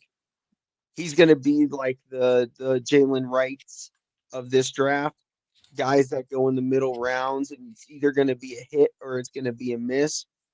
But I love the comp that Draft Buzz has for him, Damian Pierce out of Florida when he came out of Florida. That's a great comparison. That's for his buddy Allen, right? That's Allen has that. Okay. Katron Allen. Yeah, and Nick Singleton, you'll like this one. He was compared to Jukins. Oh, wow. Yeah. So, but I wanted to mention Singleton because I'm going to have an extra offensive lineman to make up for Singleton. But I'm sad because he's my guy at running back in this class. Yeah, I do have some things to say about Singleton. Definitely a strong running back. He was one of the main weapons that Penn State had prior to the season and going into this last season. I have to do a deeper dive into his injury history, though the more significant one I want to say is the broken foot. I know he had like thumb injuries and a lot of other minor nagging injuries over the past season. So I'll have to look into that. So I don't want to call him injury prone yet, but that was one of my main concerns. I'll tell you this. He definitely possesses impressive contact balance that allows him to run through arm tackles. And he basically what I'm saying is that he's harder to tackle than a standard, regular prototypical running back. And when he's healthy, he's on it. So I definitely love the prospect when it comes to Nickel Singleton. I just have to look into his injuries. Those are my only issues with him. I do definitely believe that he was probably going to be anywhere between a late 2nd and 3rd round pick. That's kind of where I thought he would land. His partner in crime, Allen, I don't know much about. I do have to do a deeper dive, so I can't really comment on him. But I do know Singleton.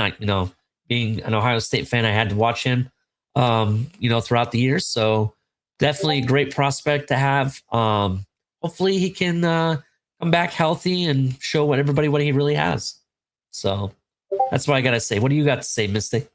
I don't know much about the guys. Honestly, they're Big Ten guys. That's obviously the most I probably know. I mean, it's got their stats. I feel like Singleton, is probably has maybe your better hands. It looks like he had better receiving numbers for sure. The other guy definitely has some good receiving numbers, but I feel like Singleton is the better, all around back when it comes to receiving, maybe softer hands, whatever, if you will. But I mean, yeah, I'm all for it. I'm all for, again, the value of the running back has changed so much over the course of just the last, 5 years. There's a lot of these guys that, again, they're very productive running backs that if you really look into these classes, you'll find the guys that will turn into, some of those household names because they get the dirty work done for you. Mm-hmm. Absolutely. My only last nugget about Katron Allen, and it's the funniest thing about him. I didn't even know this. I found this looking stuff up about him. His nickname is Fat Man. That is actually very funny. Hilarious. Yep. Very, very funny. Do I have anything else? I don't have anything else on either player. Who wants to go next? Do you want to go next, Mystic, or We'll continue the rotation, right? whatever you want to do? Whatever rotation. So I got another. This guy could be another early round. I think a late, maybe second, third round type of guy. 5'11", 200. Emmett Johnson out of Nebraska. Last season had 251 carries for 1,451 yards, 12 touchdowns, and a 5.8 carry or average. Sorry. Mm-hmm. Like, definitely kind of surprised me for sure. I mean, I watch Nebraska obviously at times when they play Iowa. I don't think too much about it, but I looked more into it, and this dude was productive for kind of an off year for Nebraska, if you will. They had the whole Dylan Raiola thing and him not wanting to play, and just the up down stuff, right? And this dude had what? 1, 2, 3, 4, 5, 6, 7, 8. He had 8 100-yard games and actually closed the season on 5 100-yard games. In the last game of the season, he played against Iowa. They lost, but the kid still ran for 217 yards. So, very, very productive young man. From what I can tell, he's like a shift gear kind of runner. Definitely has that twitchy, lateral cut ability. That's what people like about him. Lead footwork, patience, soft hands. People were talking about this kid having a lot of resemblances at times of James Cook. So very, very interesting prospect to pay attention to. But yeah, you can tell that when they ramped up his usage, the more he got the ball, the better he got at Nebraska.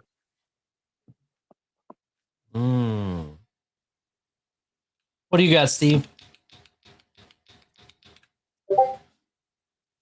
He was Mr. Football coming out of high school. I don't know if y'all know that or not. His senior year of high school, he ran for 2,500 yards and 42 touchdowns. That kid is talent. He also played on defense, racking up 85 tackles, 13 for loss as a senior in high school. That kid has a lot of talent.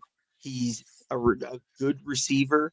He's a good running back. He has surprising speed. I need him to put a little weight. 5'11", 200. Yep. Yeah, 5'11", 200 pounds. Mm. So a little weight, I think, could do him some good, but I'm not terribly worried about it. He's I like him. I think he's like number 4 or 5. 4 or 5. Yeah, I know he's in the top 5 for most people, I believe, if I saw that.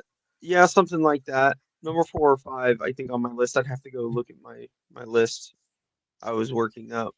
If not, he's definitely in the top 10 of guys for me. The kid's he's very good. I like him. Yeah, I've read that he's kind of one of those running backs that can fit in various different scheme fits. Like, he's versatile, right? He can be in a inside zone, outside zone, wide zone scheme. He can be in a duo zone scheme. It's just he can fit a lot of different areas very well and be exceptional. I like the prospect. He is. I do agree. I do think he's a little bit lighter side. I like my running backs to be about 220 pounds, somewhere around there. That's kind of where especially with how tall he is. You know what I'm saying? Based on his height. For sure. So, but not a bad prospect. And I do think he is around the 4th or 5th best running back. Any other thoughts before we move on to my guy? I think we're good. What you got? All right. So this guy is also a home run, in my opinion. He's a home run. This guy out of Arkansas, Mike Washington Jr. All right. Mike Washington Jr., 6'2", very tall running back compared to some of my the other guy I brought up, Coleman. 228 pounds, senior running back who emerged as one of the most productive backs in 2025, rushing 167 times for 1,070 yards and 8 touchdowns, about 6.4 yards per carry. While also chipping in 28 receptions for 226 yards and a score for the Razorbacks. His 2025 campaign marked his first 1,000-yard season, and he finished his college career with nearly 3,000 scrimmage yards, 26 touchdowns prior to Arkansas. Okay. So strengths, Washington blends size, speed, and physicality, presents a rare combination of power and open field juice. This guy gets in the open field, boy, he's going to blaze past you. Don't give this guy the open field. Doesn't matter what zone scheme, whatever you're trying to run, whatever, don't give this guy the open field. He can press gaps decisively, lower his shoulder, consistently gain yardage after contact, and has shown his ability to hit home run speed once he reaches the second level. So second level open field, he's gone. That's the reality. His vision, decisiveness between the tackles, contact balance allow him to find creases and keep drives alive, while he's receiving production and improving pass blocking makes him a 3-down capable running back. Let me tell you, you're going to see something consistent with the running backs I talk about. All of them are very good pass catchers. They definitely can catch the ball. There was times watching this guy's tape when they threw down the field to him, I thought he was a receiver. I didn't even know he was a running back at one point. That's the kind of size he has and kind of build. They also note that he handles blitz pickup and catching the ball naturally out of the backfield. Very good, no problem, which definitely transitions to the pro scheme, like I mentioned.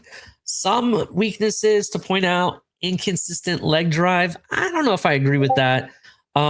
Occasionally, ball security can be an issue. You got to hold on to the ball. And that's why I think he's not one of the top prospects. I think he's like number 8 or 9, somewhere around there.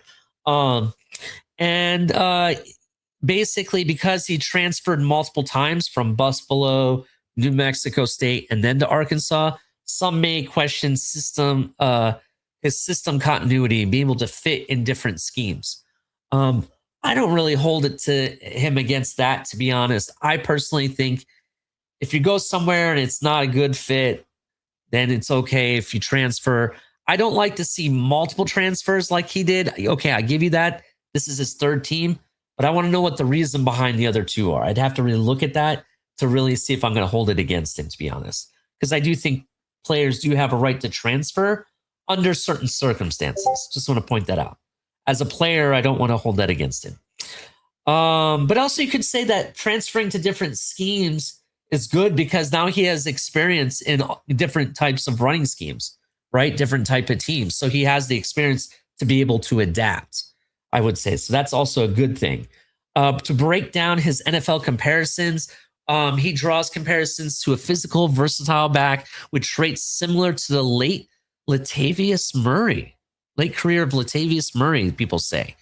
Some other names to look at: Niall Davis, especially with his production and bursts.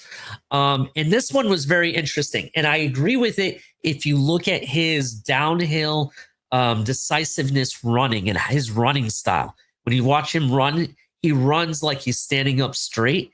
Adrian Peterson. Yes, they compared to this guy as an Adrian Peterson because of his downhill runnings and his ideal situations through, which with his, I'm sorry, this may sound bad, but with his situations with less elite speed, the way he runs, they say he can be as productive as Adrian Peterson. That's what people say. Now, where does he project? They have him in the 4th round, but he could be as high as a day 2 kind of guy. I think most of these running backs are going to be day 2. It could potentially be day 2, I should say. And they say anywhere between day 2 and day 3, mid-round grade, reflective of a back who can contribute early, but isn't viewed as a slam dunk first-round bell cow. I don't think he's a slam dunk bell cow like they said. His ceiling, he can definitely be a 3-down running back starter, capable of controlling the middle of the field, producing consistent 800 plus yard seasons. I think that's what we all kind of want. We're hoping to get at least with any of these running backs, to be honest. But being the fact that he has the ability to pick up the blitz very well, he's, he has in different schemes, he can be very bring value, physicality, versatility, especially with his speed game and the touchdown ability, play breaking ability. I think he can be a very, very well contributor to any scheme, to be honest. At his floor, he's a rotational back who can help out with short yardage, goal line, and 2-back systems, to be honest. A lot of people say that he could fit in systems very similar to what they did in Dallas with Ezekiel Elliott early in the career, or Aaron Jones thrive without needing elite pure speed, that kind of a scheme that Aaron Jones had. Overall, they definitely think he's going to be a regular 3-down starting running back. What do you guys think? Mike Washington. Imagine with the Dolphins, we would have Washington, and Washington, right? Pretty awesome. So, World War III. You're hilarious. 3 W's. Oh. Yeah. I don't really know much about the guy prior to what you just told me, so I just kind of was looking at stats and looking at his season, just kind of see what it looked like. And I mean, just looking at his stats this year, in my opinion, the dude thrived when he played the best talent and he had his best games. Yeah, that was interesting too. I forgot to mention that, but go ahead. Yeah, that's what instantly jumps off the tape at me. He played Old Miss. He had the held him to 65 yards rushing, but he still had 53 yards receiving, so went over 100 all-purpose with 2 touchdowns. You got games like that where people stop you on one side, you affect it on the other side. Then you have him going for over 100 versus Tennessee. He went over 100 versus Texas A&M, went for 147 with a 9.2 average. Like, this guy, he went for over 100 against Texas late in the season. Like, it's, Yeah. When the talent when the level of play steps up, he steps up and meets it. I love to see guys like that. This is definitely someone I'll circle and I'll be watching through the process. Oh yeah, 100%. And one thing you could look at those teams, and this is kind of to drive your point home. If people didn't understand what we meant about the competition, those teams that you mentioned, one thing they have all in common: tough defenses. Those guys are some of the best defenses, right? And he was able to do it against those teams. I give it up to him. What do you think, Steve? What are your thoughts on this game? I was trying to pull up the exact numbers, but Mystic kind of stole my thunder. You know where 3 of his best games were against this year? Tennessee, Texas A&M, and I guess you could debate what Mississippi State and that Ole Miss game, right? Yep. And then also Ohio State, Alabama, and Oregon. Like, these are the teams he shows up against. Like,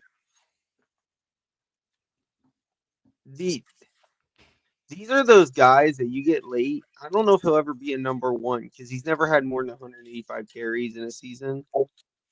But he's your change of pace back. Mm-hmm. Like, the dude's fumbled 5 balls and 500 carries. Like, that's pretty fucking good. I'll take. So, like, I like the kid. He's got good lateral movement, quick feet. He's not afraid to make contact. You can run him inside and outside. He's got enough speed to do both. Maybe he loses that speed once he hits the open field at times. But yeah, he's a solid running back. Can I add And that's another what a lot point of here? these guys are. Sorry. I thought you were talking, we're talking stats here. One thing I did notice when the guy gets over 150 carries, he gets you at least 7 touchdowns. As he showed that he had 150 and 22 with Buffalo and had 7. He had 157 at New Mexico State, had 8. Had 167 in Arkansas, had 8. So you get him over 150 touches, he'll get you a couple tutties. Oh yeah, absolutely.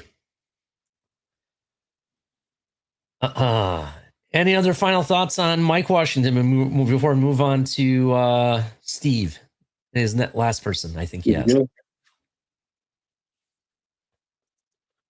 All right. My late round gem, he popped off during the college playoffs.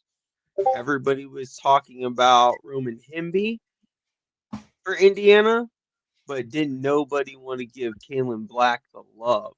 This kid runs with physicality. Give me the physicality.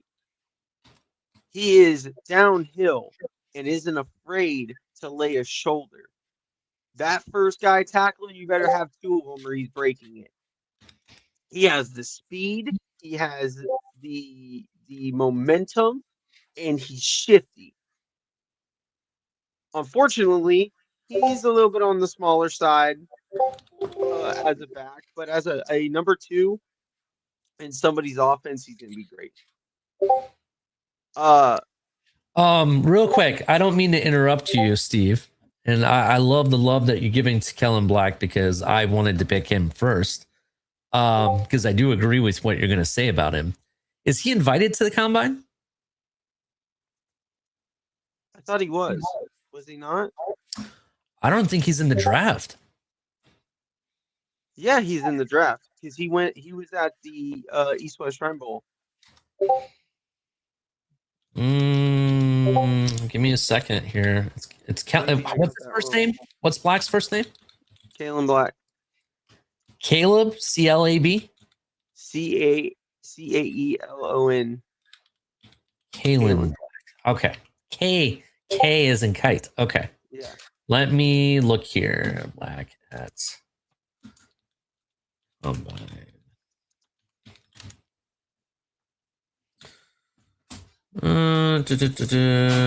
One second here.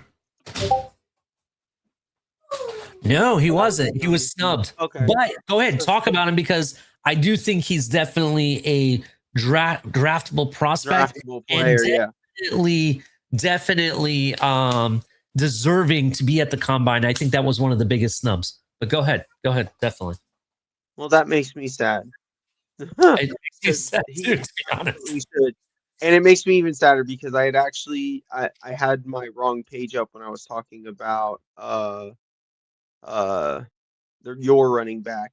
It was him who showed up during the games at Alabama, Ohio State, and Oregon during the college playoff run. Okay, fair enough. I was wondering where you got that from. That's why. Yeah. I was looking at the wrong page, so that is on me. I apologize, people. Yeah, like this kid he was a rotational back for them, but it like sometimes I swear he just popped off more than Roman Hemby for me. And I do like Roman Hemby. Like I think he's a good running back, solid. But like it felt different when he got on the field. He's patient. He has a nice jump cut. He doesn't. I don't know how to explain it. He doesn't let his not instincts. He doesn't let his brain tell him where he needs to go. He lets the flow of the game and how his feet move tell him where to go. Like he'll find gaps that you're like, oh, hey, look, I didn't see that. You'll be watching the film and you'll see him find a spot between 2 guys. That's just like, where did you see? How did you know that was coming? Like that was different. So I like him. His size is a little bit of a question. Do I think he can be somebody's number 1 back? Not really, but he would be a lovely change of pace back.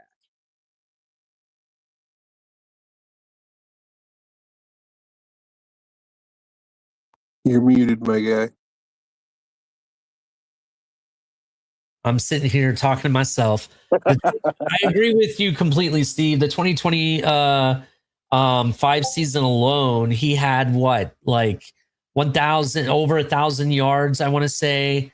I think it was 10 touchdowns. He averaged 5.6 yards per carry and ranked 4th in the Big Ten overall. He also excelled in the biggest stages, like you said. In 3 college football playoff games, he averaged 241 yards rushing, or I'm sorry, he recorded 241 yards rushing and 3 touchdowns across 3 games, right? He's definitely a force to be reckoned with. I think it was the biggest snub in the combine, to be honest, compared to some of these other running backs that they decided to go with. I hope he definitely has some private interviews and shows out at his pro day, because I honestly think this kid is deserving. He's the guy that stood out, not just in the Ohio State game, not just in the Alabama game, not just in the national championship game, but overall he stood out. He stood out all season long. So I'm giving it to him. I think they made a mistake not inviting him. That's where I'm at. What do you say, Mystic? Yeah, I think it's crazy that the dude didn't get at least an invite to the combine. Definitely a snub for sure. Like, that's just wild. The dude definitely, again, like you said, in the playoffs, you had, I don't want to say a handful, but we'll say more than a handful of guys who stood out in the biggest games of the college season. And there were times when, I mean, Hemby, he had his moments, but there were times when he got stopped. They put this kid in, and he's like, "Hey, let me run through a couple guys and get some momentum back." Like, it's just one of those key rotational piece. If you have a running back by committee situation, you got two reliable guys or just one reliable guy. You need a second to kind of off pace, change some things up. This is the dude for you. They're saying 5 to 7th round. Man, I really hate to see the kid not hit the combine. I hope the pro day they put something together for him. Pro day for Indiana, it looks like on April 1st. I'm excited to watch that for him. I think that he could easily be a 4th to 5th round type of guy. Again, the physicality alone, the lack of having any fumbles in 2025, having over 1,000 yards rushing, that's what you want. It's consistency. Yeah, absolutely. And I'm going to talk about his counterpart next, because that's who I picked. I didn't see Black. Otherwise, I probably would have picked Black. No offense, Steve, but I would have taken that player. But I'm picking the right players that y'all want to take them. you pick them good, let me tell you. But I want to say, arguably, there was times, especially during the playoffs, that Black was better than the guy I'm going to talk about, right? And I felt like overall he was not just a better player, he was a tone setter, right? He was setting the example and getting the job done. He's the type of guy that, hey, I need that 1 yard. He's going to get you that 1 yard, right? He's that type of guy. And I'm surprised they didn't invite him to the combine. I really am. So I hope the best for him. So, all right. I guess I'm going to go on to my last. Do you have any more people, Steve, or was that your last one? That was my last running back. Okay, Mystic, how many more running backs do you have? I got one more. Okay, I'm going to go with my last one, and then you can go. Since we just talked about Black, I'm going to go first because I have his counterpart. The next person we're going to talk about is Indiana running back. And let me get to my notes here. Here we go. Indiana running back Roman Hemby. Right? Roman Hemby is a well-rounded Big Ten running back. He stands about 6 foot, 208 pounds, who transferred from Maryland to Indiana and produced a strong 2025 season with 230 carries for 1,120 rushing yards, 7 touchdowns, which averaged about 4.9 yards per carry, while continuing to contribute as a receiver. Again, I have a theme with my running backs. My running backs are not just good running backs, they are good receivers. That was my theme. I I love the versatility to be able to catch the ball out of the backfield with all three of these guys. Part of his career that include 44,700 all-purpose yards, 3,400 yards rushing, 1,000 yards receiving across multiple seasons. He's widely viewed as a smooth one-cut runner with good vision, patience, quick feet, and receiving ability. I think his receiving ability is underrated. I think it is definitely at a very high level. Thriving, especially in zone schemes where he can read blocks, accelerate through creases. One of his biggest strengths is versatility. He's considered one of the better receiving backs in this draft and can line up on screens, checkdowns, or route concepts, adding third down value. His weakness includes lack of elite breakaway speed. I think his breakaway speed is definitely high. It's one of his better strengths, to be honest. Limited top tier explosiveness. I disagree. And the reason I disagree, don't watch his Indiana tape. Even though he amassed over 230 carries, over 1,100 yards at Indiana, go watch his Maryland tape. I was like, holy shit. How did I miss this running back out of Maryland? Because at Maryland, I think Hemby was twice the better running back than he was at Indiana. Not saying that he had the same amount of yards. That's not what I'm saying. But his big play ability or home run hitting ability, I think showed out at Maryland on the Maryland tape more so than what I saw on the Indiana tape. That's what I'm going to say. He draws comparisons to Antonio Gibson, Naheem Hines, which is a less explosive version of him. I think Naheem Hines is a good running back, but I think this guy is better, faster version. There's some other running backs that they compare him to. They say he's going to be a late day 3 draft grade. I could see that.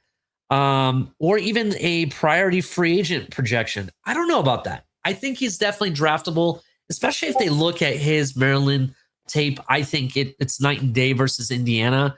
At his ceiling, he develops into a reliable committee back or a third down specialist. I could see that contributing 500 to 800 yards from scrimmage. Definitely agree.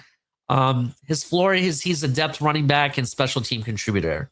They don't really give him a lot of credit, but one thing I will say is that he's a sneaky running back. He's good. Doesn't necessarily have the top end elite speed that you see from like Devon Achane being a 4.3 kind of guy. But what you do see is that in between the hash marks, or in certain gaps, he makes up for it with his quickness. He's harder to take down. Open field, he's going to home run hit every time.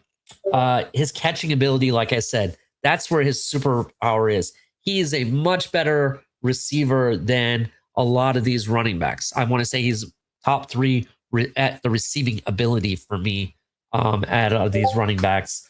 Overall, I think he fits a San Francisco or Miami style of running game. That's if we're keeping the same style. And, running back by committee, I think he would be a good fit.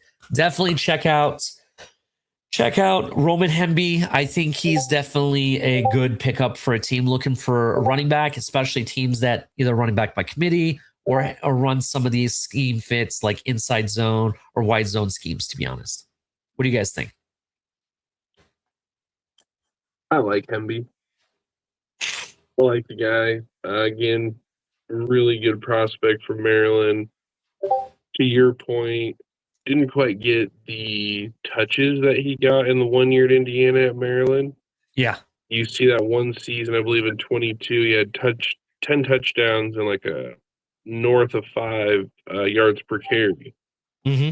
So dude definitely shows you that he can be a playmaker if you need him to be. Looks like he's also on the consistency. He's going to be there health-wise. That's another thing you want to see in these guys. Are they going to be there? Are they, question mark injury? Like all that stuff's going to weigh in on where they fall. And it looks like the dude can be there. So again, I wouldn't be surprised if he's a, late day 2, early day 3 type of guy, right? Yeah. Mm-hmm. Yeah, that's kind of where I think he'll end up. Maybe I don't think he'll be go undrafted though. I think someone will draft him ultimately. What do you think, Steve? Do you have any thoughts? You know why I think he'll be drafted? Because Black wasn't at the combine. Is that why? No, because he's the youngest running back of this class. He's the youngest. I didn't even know that. He's 21 years old. Everyone else is 22 or 23.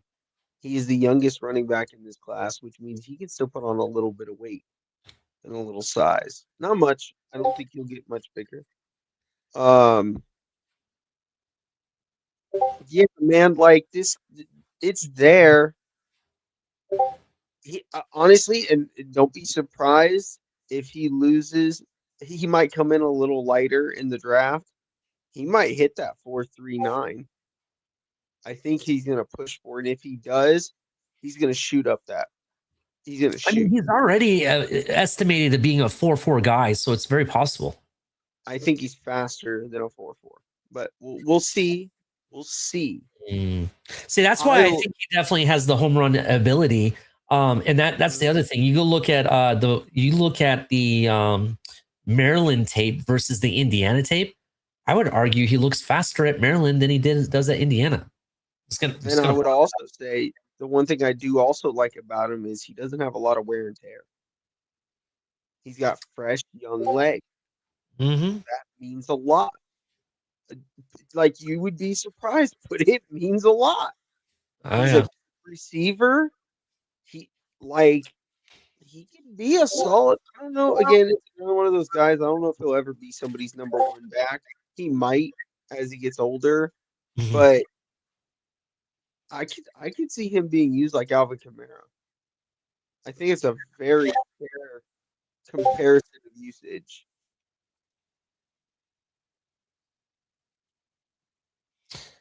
Tony is putting out the eyes at you for saying he's a 4.39 guy. Hey, it's possible. They already have him estimated at 4.4, so 4.4 flat. So we'll see. We'll definitely see. It'll be very interesting where he ends up, though. Very, very interesting. Mystic, you have one more guy to talk about? Yes, sir. Go ahead. Let's see what he got. So, man, literally the difference, or I guess I wouldn't say the difference. The question about this young man is, can he stay healthy? You know, kind of going off what I was just talking about, right? Yeah. So he was definitely a prize transfer coming into 25, and he literally just couldn't stay on the field. 5'11", 208, Jaden Ott out of Oklahoma. So dude is projected to have a 4.4 top end speed, dual threat running back. I think I saw 4 drops and 98 career receptions. So good hands when it comes to being a receiving back. Again, the question is he going to get back to being healthy? Because he had 21 carries for 68 yards last season. Everyone thought transferring out of Cal, he was going to be the dude. He had great productions in the sense of overall, the dude has what about 3,400 all-purpose yards in his college career. He transferred out of Cal after he kind of had like a down year, 116 for 385 yards. But the year before that, he had 245 for 1,300. He had 12 touchdowns that same season. 26 catches for 196 yards and 2 touchdowns. So again, dual threat guy. Looks like he had more receiving. He had a bigger impact receiving in 24 than he did running the ball, which is crazy. But yeah, he literally couldn't stay on the field last year. Had some ankle issue that literally messed with him all season. You didn't really see anything from the kid. People are saying basically turned in the biggest steal to the biggest bust when it came to transfer in the 25. So that's kind of the question. He's a polarizing prospect because you don't know if he's going to get this injury thing figured out. Like if he gets this injury thing figured out, it's what you want. Elite vision, big play potential, can be a runner and a receiver. People see shades of Jamal Charles from the guy. Like, really great prospect. Can he take care of his body?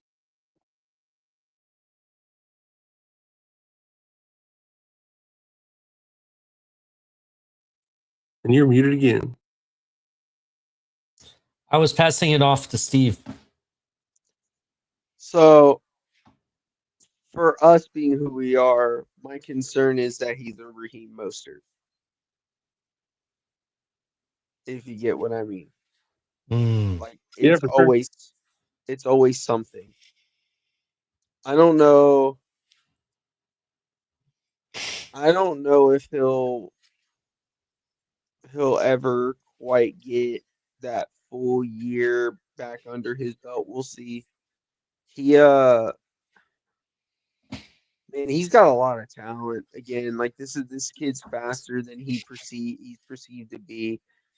His burst out of his stance is really good. He's got really good vision. He plays well with uh while in muddied pockets, like moving his way through.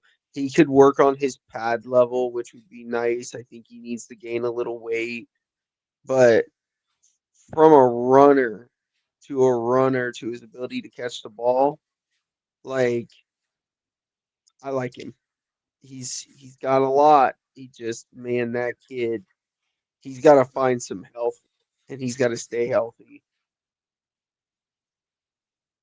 I that's kind of my issue primarily, Steve, is with his injuries. I'm also reading reports, and this is what I was trying to find where I found it, but I guess on what is it, 24/7 Sports, they reported that there was some communication issues regarding his treatment to deal with the 2024 injuries, because the 2024 injuries, I think, were the worst that he said that he was ever dealing with.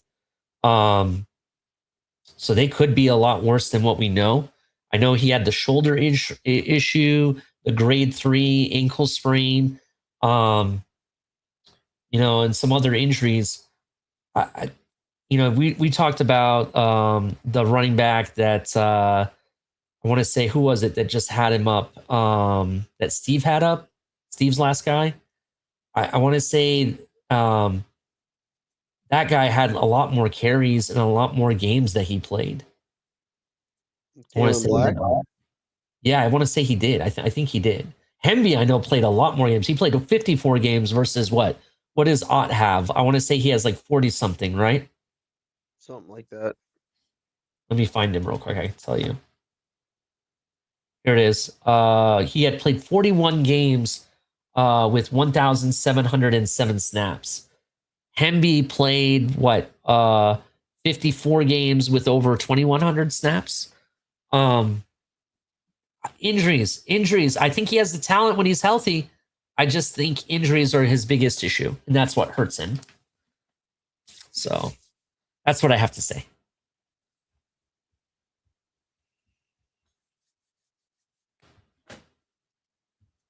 All right. I think we're good. I think we can transition to the next group. All someone right. else. We can start the rotation somewhere else. Each group if we want.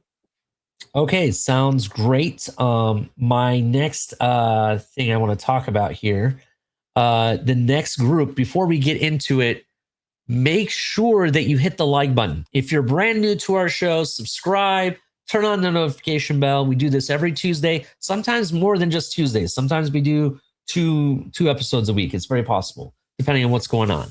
But definitely check out some of our content, some of our older content. There's a lot of good stuff. You can also see day 1 and day 2 of the Combine before this show as well. You can see that if you missed it. But we're going to get into the wide receiver room, right? Wide receivers. You know what? I'll start first if you guys don't mind.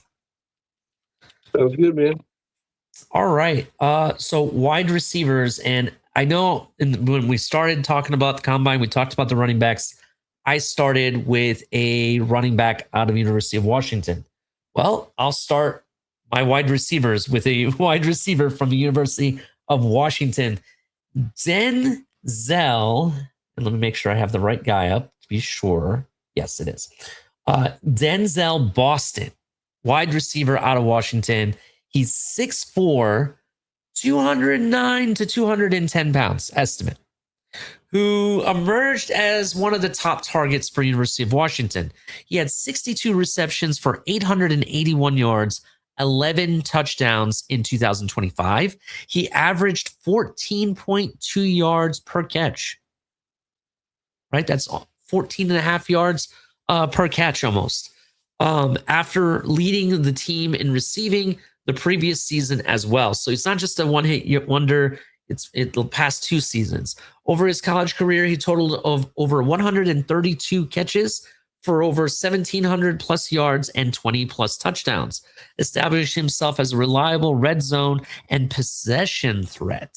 Boston's biggest strengths are his size, catch radius, contested catch ability, strong hands, and physical play style.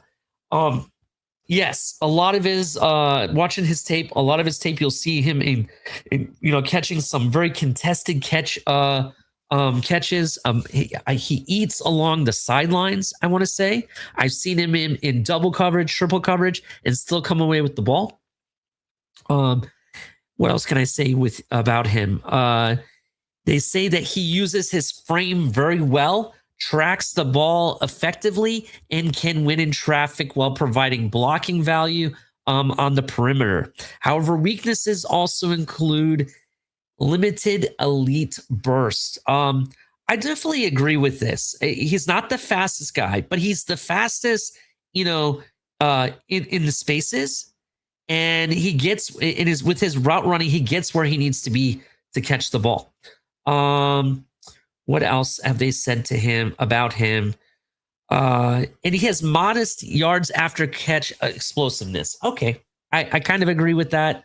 I think overall, when he uses his body correctly, he goes up and gets those hard to catch balls very easily. Statistically, he draws comparison to bigger possession receivers such as Mike Williams, Alan Lazard, or T. Higgins type players. He does kind of remind me of T. Higgins.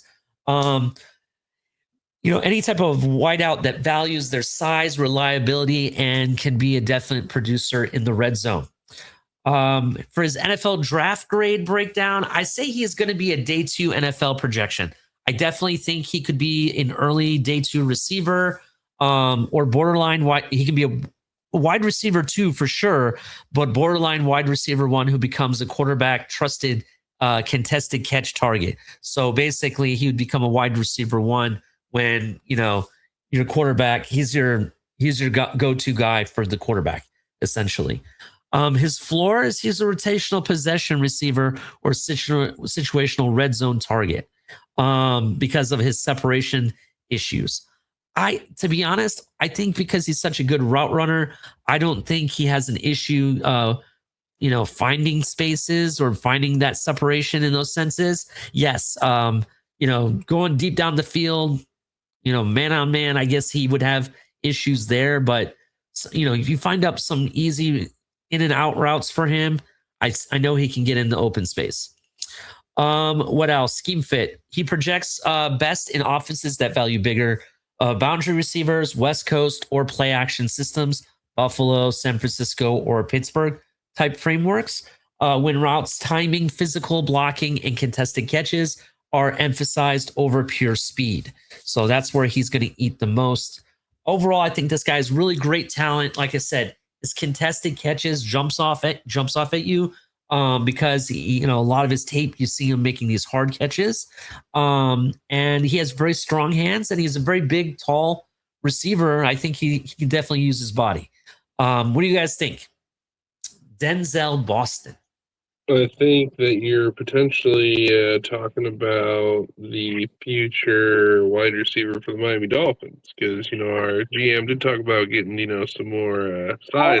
Hold that thought. I don't know if he's the best for us. No, I like Mike Williams when he's healthy, and I like, T. Higgins and stuff.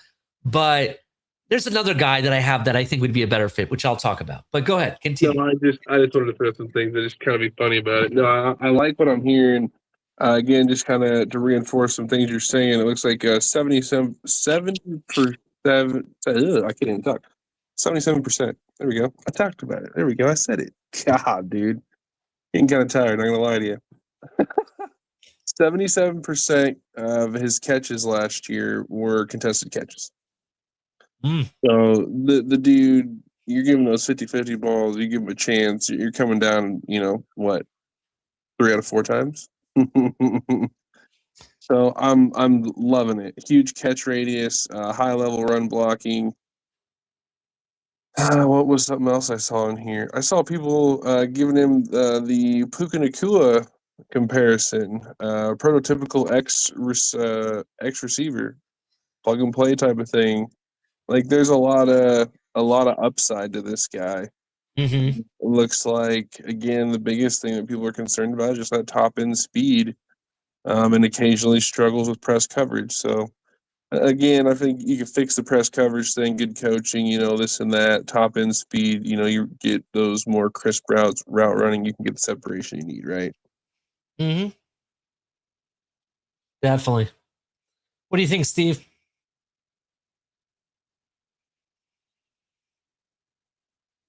Steve, you're muted. We can't hear you. It is. Yeah. Mystic stole my thunder. I disagree with you, Ollie. This is who the Dolphins need on their roster. This is the wide receiver we have been asking for. Run to the podium. Unfortunately, he won't be there because of Jordan Tyson's injury. And from all intents and reports I saw, Jordan Tyson will not be practicing at the combine. He will be there, but he will not be performing. Denzel Boston's about to show you what hands look like.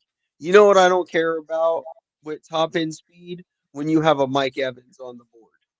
Now, will he be as good as Mike Evans? That's not what I'm saying. But the type of player he is. This is my wide receiver number 3 on my entire board. Number 3. I like him more than Cardell Tate. That might be a hot take. I like him because he's more healthier than Jordan Tyson, and he has the frame and hands that Malachi Lemon does not have, or Makai Lemon does not have. He's my number 3, and I would run to the podium. What scares me is I think him or Jordan Tyson's going to be a Buffalo Bill. He is what they were looking for when the Bills took the kid out of Florida last year or the year before. The one that everybody what was it? Keon Coleman. Keon Coleman, thank you. This is who they were looking for. I love this kid. That's all I can say. I'm biased. I love this kid. It's funny you say that because I see, I was just reading up more about him, and I found someone who actually has comparisons of him to Keon Coleman. Except he can run routes, and he's faster than Keon Coleman. I love what you have to say, Steve. I agree with you. He's definitely a player I'm considering for the Miami Dolphins. I am going to be talking about the other receiver that you mentioned. I am going to talk about him, even though I know he's injured right now. I get that. But there's one other guy that when I watch the tape and I think about situations we get ourselves in, I just want to talk about him first. And it's going to be a tough decision between him and this one other guy. But I'll wait till we get to my other 2 guys before I bring that up. But I do agree, he is one of the better receivers in this draft. Carnell, and it's not Carnell Tate, by the way. No, it's not. I don't have Carnell Tate. I'm not talking Carnell Tate. I thought one of you guys would talk Carnell Tate.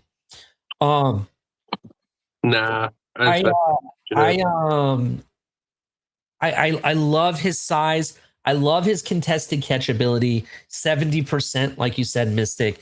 The only thing that kind of concerns me, if you look at him and his build, he doesn't look like he's that athletic compared to some of the pro receivers that we have, right? With the same size. That's why it kind of concerns with me a little bit. But I'm willing to look past that. But there's another guy. I can't wait to talk about him when we get to him. that I think would be a much better fit for the Miami Dolphins. So come back to me on that. But I definitely agree. This guy's definitely one of the top, I'd say top 6 receivers in this draft. Top 4 or 5 for sure. You want to go second, Steve? Yeah, I'll go second. Let's get the guy I don't want to say fell in love with, the guy that I grew a lot of respect for, and the guy I was looking for during the college playoffs, CJ Daniels. I asked for 2 things. It was between him and Cardell Tate. I wanted to see who was going to step up when the other teams took away their number 1. CJ took that and went, "Give me the ball, please," and ran with it. When his number was called, he showed up. That's the players I respect. 6'2", 205. He's going to run in the 4.4s. They project him as a 4th round. I wish he would fall that far, but I think there's going to be a run on receivers, and him and Elijah Surratt, I think, are going to jump up into closer to the 2nd round, even though I do think they do need some work as prospects. But reliable hands, good, decent route running, fluid hips, knows how to track the ball. His one-handed catch early in the year against, I think it was Notre Dame, if I'm correct, Mystic. I think it was that game Yes, correct. that like lit up the pages. People didn't even know who he was. They didn't know he spent 3 years or 4 years with Liberty and that he was with LSU last year. Like no one knew who this guy was before that. Yeah, in fact, at Liberty, he averaged 19.4 yards per reception and had 5 100 games, punctuated a campaign that including a pair of 157-yard outings against Sam Houston State and New Mexico State. Mm-hmm. So He recorded 0 drops on 42 catches in 2024 with LSU. You remember when everybody started talking about Garrett Nussmeier being the number 1 quarterback in this draft? That was when he had CJ Daniels. I'm just saying. This is he why I also, like this kid.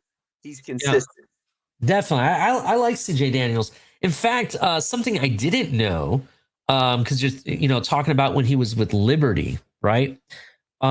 They actually played Oregon when they were number 6 at the time in the Fiesta Bowl, and he had 8 catches for 80 yards in that bowl game against Oregon.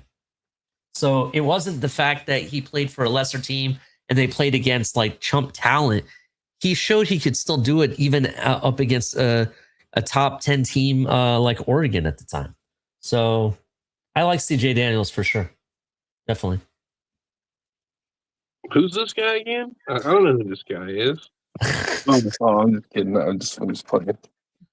Shout out to the the Miami Hurricane fans in the building. If you know, you know. Didn't you say you weren't biased or anything? I'm feeling some South Florida bias with this one, Steve. I don't know. I'm from Central Florida. I don't know what you're talking about. I love it. I love it. No, I'm all for it, man. We've already talked about a couple guys that have, came from lesser schools and worked their way up and got their opportunities at the bigger colleges and thrived through the whole process. Last year, 50 catches, 50 for 557 and 7 touchdowns, being number 2. Showing up when Miami needed you to.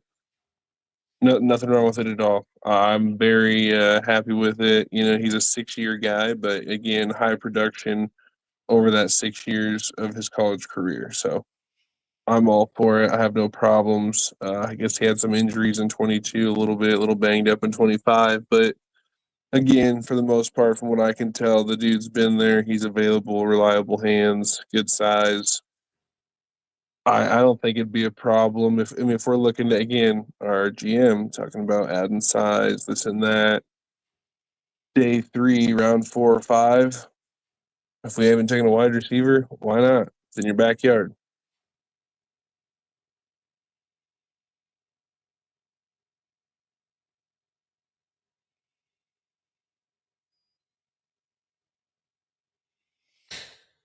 Definitely, man. Definitely. Any final thoughts on CJ Daniels? No, sir. All right, Mystic. I think you're up with your guy. You know, I've been looking over here and I'm just debating how I want to go through this process, you know. Man, oh man. I think I'm going to start off with the guy who transferred out of USC to go to Georgia this last year, Zachariah Branch, 5'10", 181. Projected to be a top 32 pick. We'll see elite speed, explosiveness, playmakability. The dude will easily be a returner, starting returner, rookie season for sure. I mean, the dude was a Jet Award winner. I don't know, man. I've always kind of had my eyes on this guy, and it's like you see.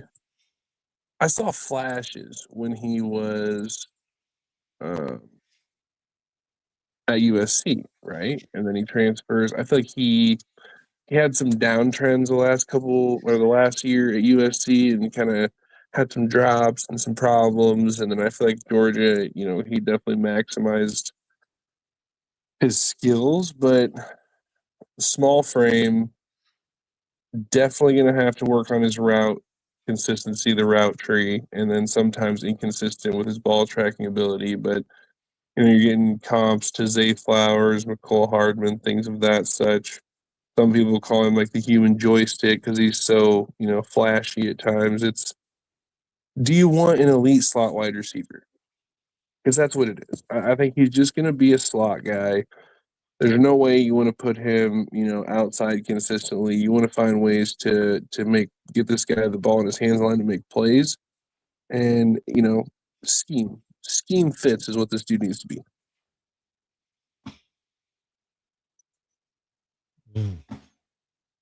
What do you think, Steve? So I'm gonna say something, and it might get a chuckle, it may not. Don't let Mike McDaniel see this guy. Do you know what? I don't know if y'all saw. Did y'all see his route tree percentage on Twitter earlier today? No. 51% of his catches were screen passes behind the line of scrimmage. Yes, I just saw that. 51% of his catches were screens. And he's going to be a 4-3 guy. This has got Mike McDaniel written all over it. Don't be surprised if the Chargers draft this kid.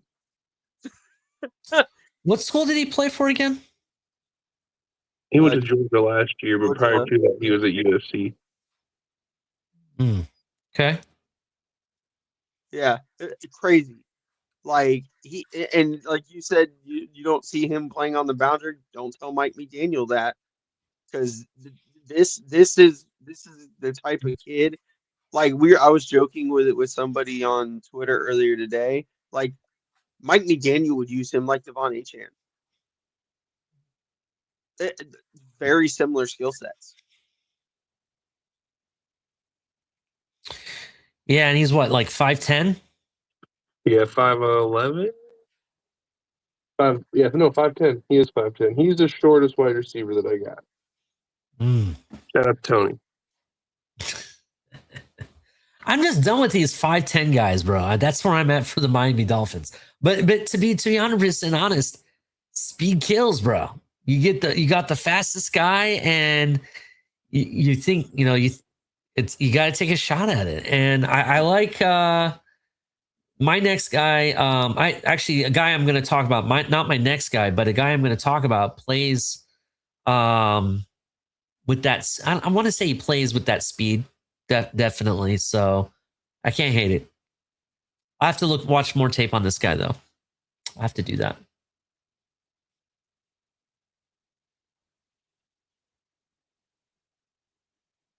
Those are my thoughts. Any other thoughts, Steve? Nope. I think it's on to your guy, Ollie. All right. I'm not going to talk about my pick for the Dolphins, a receiver, if we went that route yet. I am going to talk about this kid, though he's not going to get to participate at the Combine. He'll be there probably doing interviews Maybe they'll allow him to do measurement stuff, that kind of stuff, to get that out of the way. But I am going to talk about this draft's possible number 2, possibly number 3 best receiver. And that's Jordan Tyson out of Arizona State. So, Jordan Tyson, let me talk about him real quick. Jordan Tyson is a versatile outside receiver. He stands about 6'2", 200 pounds. All 3 of my receivers I'm going to talk about are anywhere between 6'2" and 6'4". Just going to point that out. Who emerged as Arizona State's top offensive weapon, scoring 61 receptions for 711 yards and 8 touchdowns in 2025. Averaged 11.7 yards per catch, while averaging roughly 79 receiving yards per game. Across his college career, both at Colorado and Arizona State, he produced roughly 158 catches, 2,280 yards, and 24 TDs. Showing steady multi-year productivity. Tyson's strengths include smoothness or route smoothness, field awareness, versatility across alignments, and consistent volume usage, highlighted by heavy target share, 11 targets per game. He wins with body control, separation, timing, and reliable hands rather than just pure speed, though occasionally drops and lacks of elite deep burst remain concerns cited by different draft analysis, to be honest. Statistically, he's often compared to, and this is why I like him, this year's top receiver, in my opinion, Jackson Smith and Jigba is who they compare this guy to. Jackson Smith and Jigba doesn't have the top end elite speed, but he has elite, quickness between the hash marks that he's really fast at. And that's and how he sees the field and everything. And his route running is what makes him get open very easily. Definitely, he's one of the best polished route runners through thrive in space, but aren't run burners, if you know what I mean. His draft grade, essentially, he's a day 2 draft projection, probably with this injury. However, if he was healthy, I could definitely see him as being maybe the 2nd receiver, maybe 3rd receiver off the board, to be honest. He could still definitely be a 1st-round pick. I just think it definitely hurt his draft stock being injured. So that's what I think. His floor, he's going to be a reliable rotational slot outside hybrid receiver. But overall, I think he'd definitely be a starter in this league. Maybe a wide receiver 2, low end wide receiver 1. That's kind of where I have him. Watching his tape, his hands are really good. He catches the ball at the high point. Contested catches look good. Overall, I really like Jordan Tyson. What else can I say about him? Let's see. I think there was something else I saw. He had 8 100-yard performances that cemented him as a legitimate Division I talent, despite being ranked as just a 3-star talent prospect. So that's something to note for sure. That was in high school, by the way, not just in college. What else do you guys got on Jordan Tyson, Arizona State? I got another interesting nugget on this kid. You know who his wide receiver coach is? Okay. Hines Ward.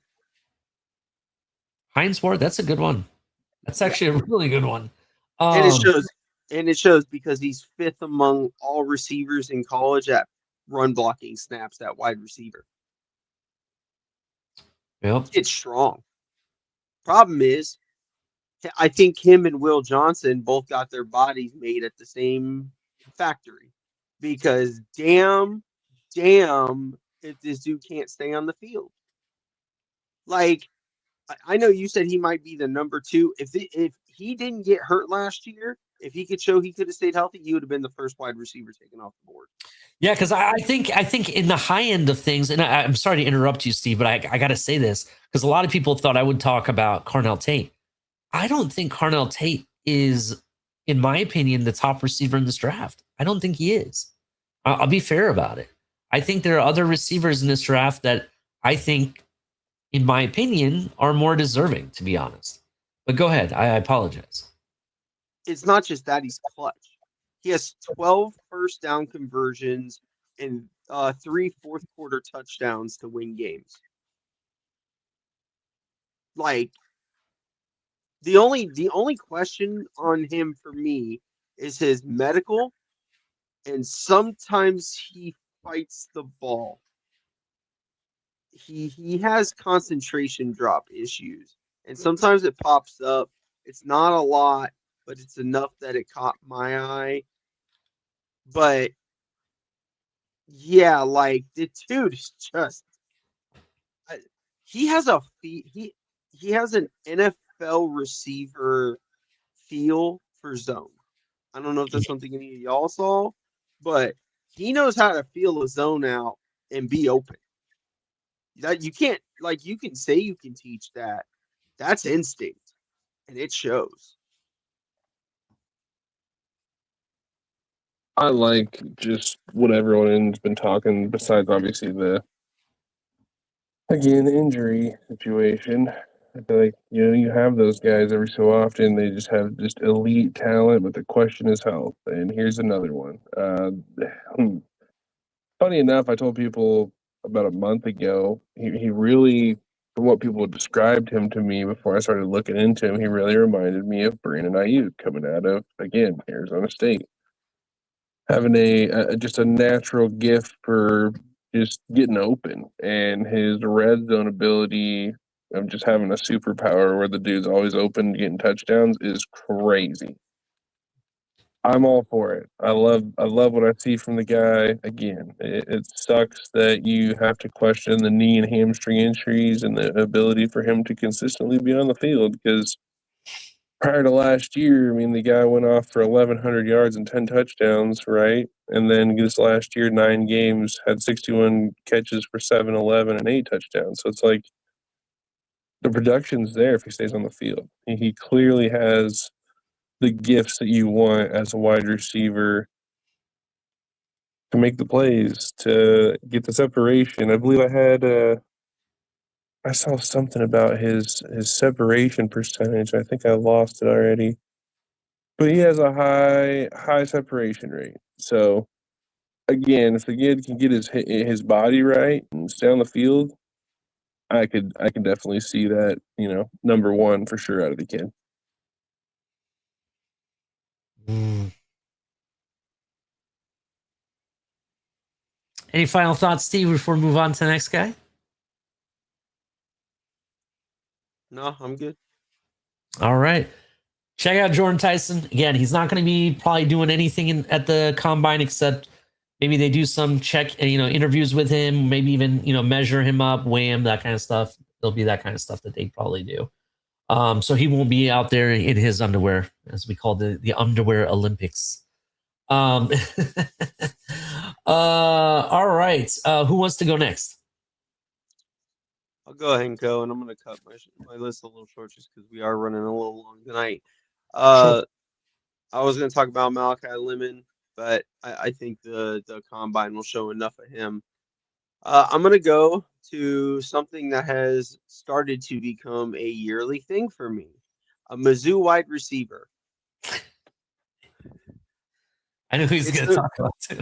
Go ahead. It's no secret I was a huge fan of Theo Weiss last year. I pounded the table that we needed him. I thought he could be really good, and damn did he show up for Quentin Ewers, right? Kevin Coleman Jr. He spent 1 year at Mizzou. He was at Mississippi State and then Louisville before that. He is your late round 5'11" guy who plays bigger than he looks, has consistent hands, averages between 11 and 15 yards per reception.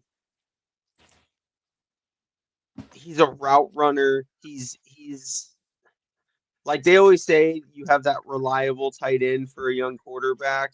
He's that reliable wide receiver for a young quarterback.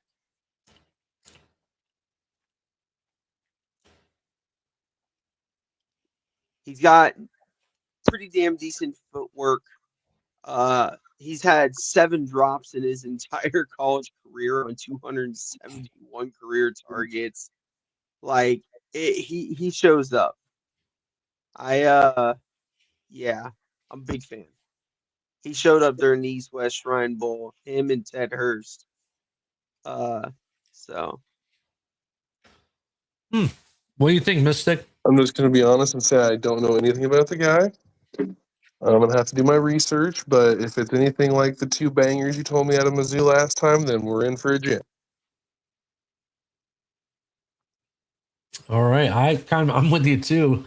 I don't know much about him, so I got to look at him and watch some tape. But if he's any good as the other ones, I'm definitely agreeing with you.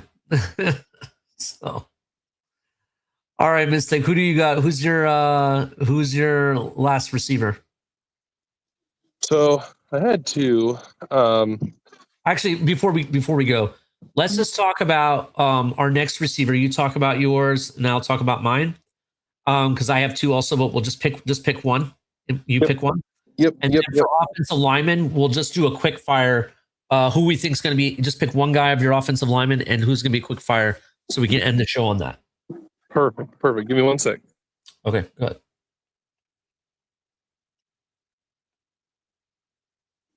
So I had the 2 I had. Well, I'm just going to name the one just because I wanted to talk about him briefly. What? I don't know if I'm going to pronounce his name right. Is it Casey Concepcion? Conception. Here we go. Dude just looks like an absolute burner. But that's not the guy I want to talk about. I want to talk about, was it Malachi Fields? 6'4" or 6'5" out of Notre Dame. 50-50 guy. Has all the contested playmaking ability you want. Obviously, excuse me. Honestly, it comes to his speed being a problem because he has limited separation, but it's usually a 50-50 guy. Elite size, physical blocker, high level contested catch. And yeah, 6'4", 218. I'm again, I was saving it because I wanted to, in my ones I had was kind of the one that I wanted the most. We're talking about keeping Jalen Waddle, just to keep it brief.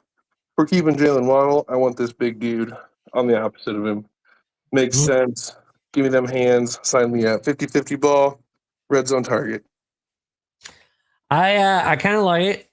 Just to give you some background on him, he was a 3-star recruit, but wide receiver was not what he was in high school. He was actually a dual threat quarterback, throwing for over 1,000 yards and 4 touchdowns as a junior, while also rushing for 700 yards and 12 touchdowns on top of it.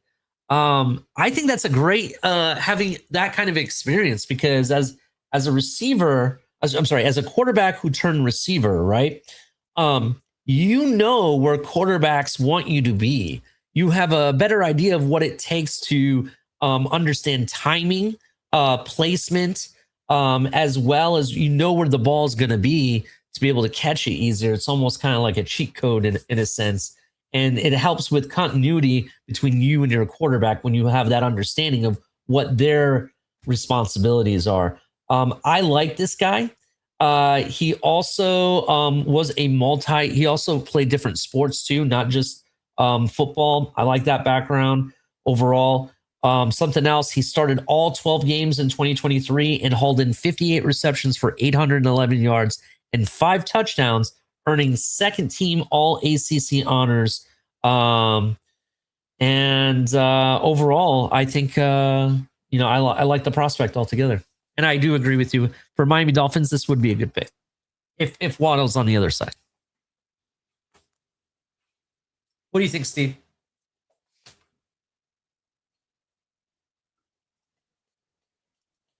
Steve, you're muted. I think Steve fell asleep on us. No, I'm just kidding. No, I was looking something up on him. It was the senior. Okay.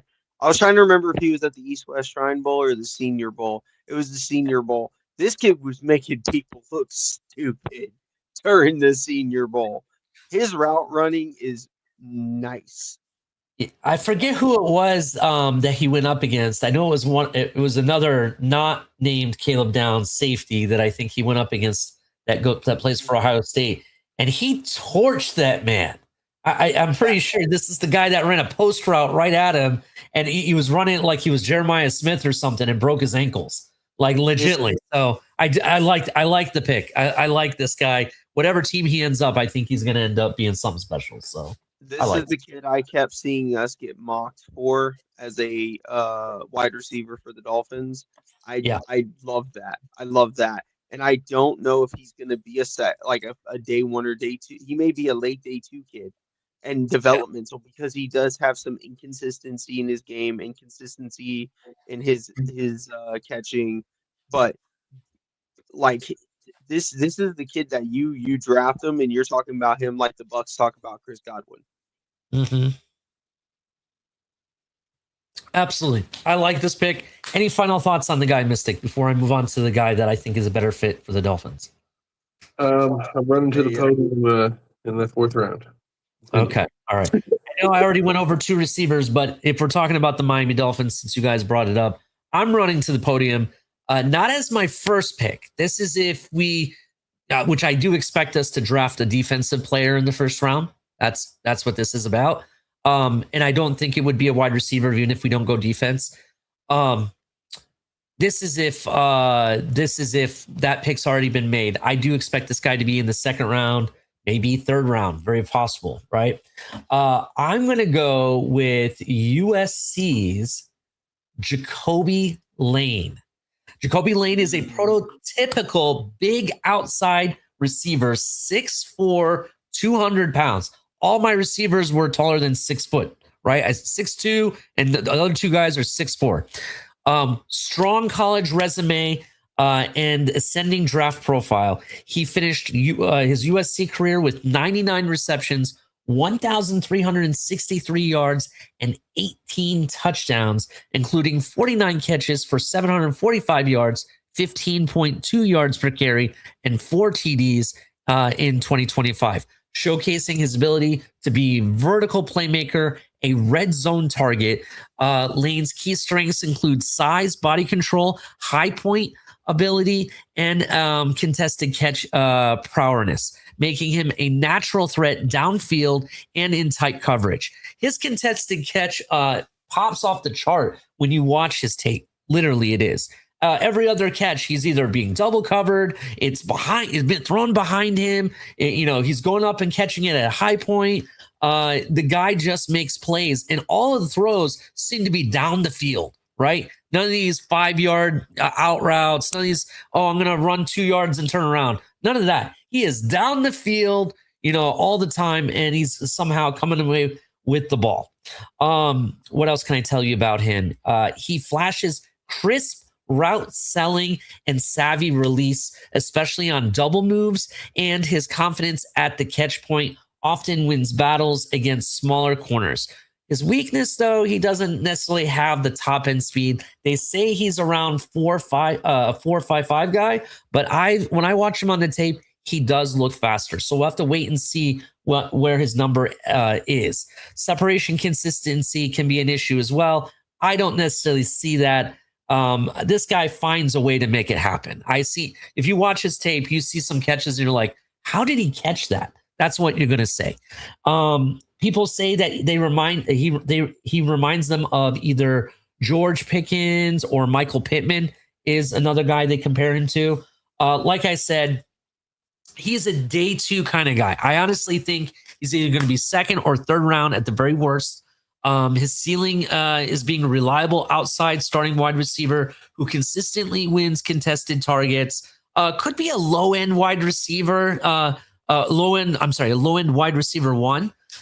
His floor is that's a rotational boundary, to be honest. His scheme fit, Lane projects best in offenses that utilize physical outside receivers, vertical or play action systems that create opportunities for contested catches and downfield opportunities rather than exclusively timing based spread offense. So a Mike McDaniel guy, this is not the best receiver for you.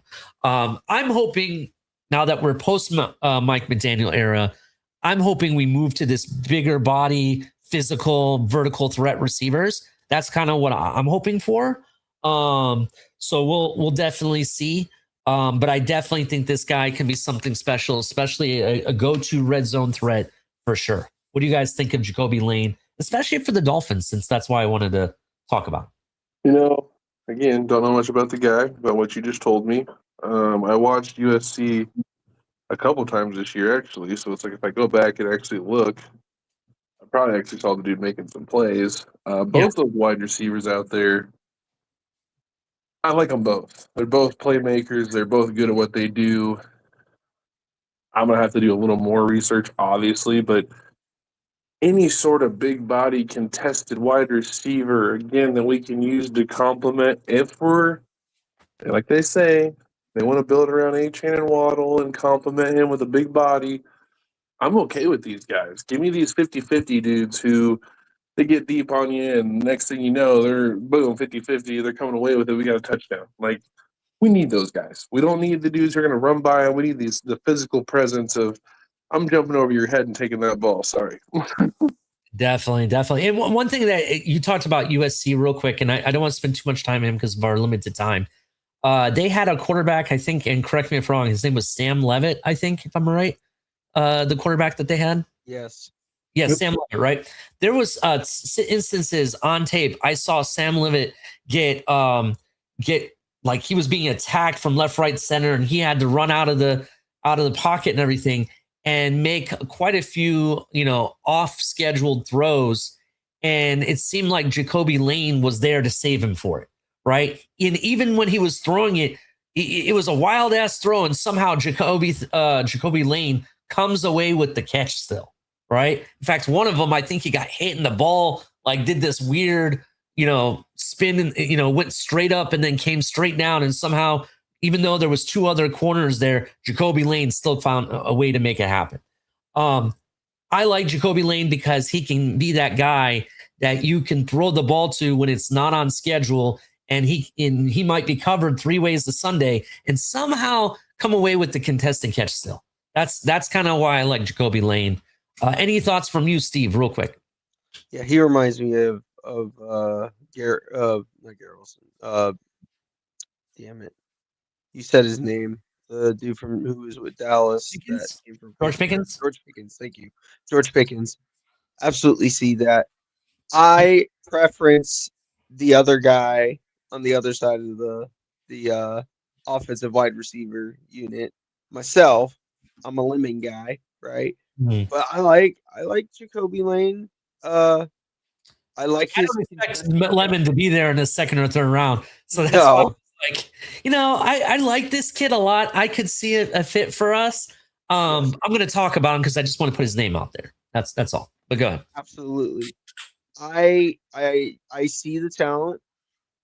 I'm concerned. Like he has a really good release, but he gets thrown off his routes really easily by the bigger corners and the guys who are a little stronger. And like when he's out there, despite his 6'4" frame, he struggles to help in the run game, which for me I look for in wide receivers. Like it's just at least you're attempting.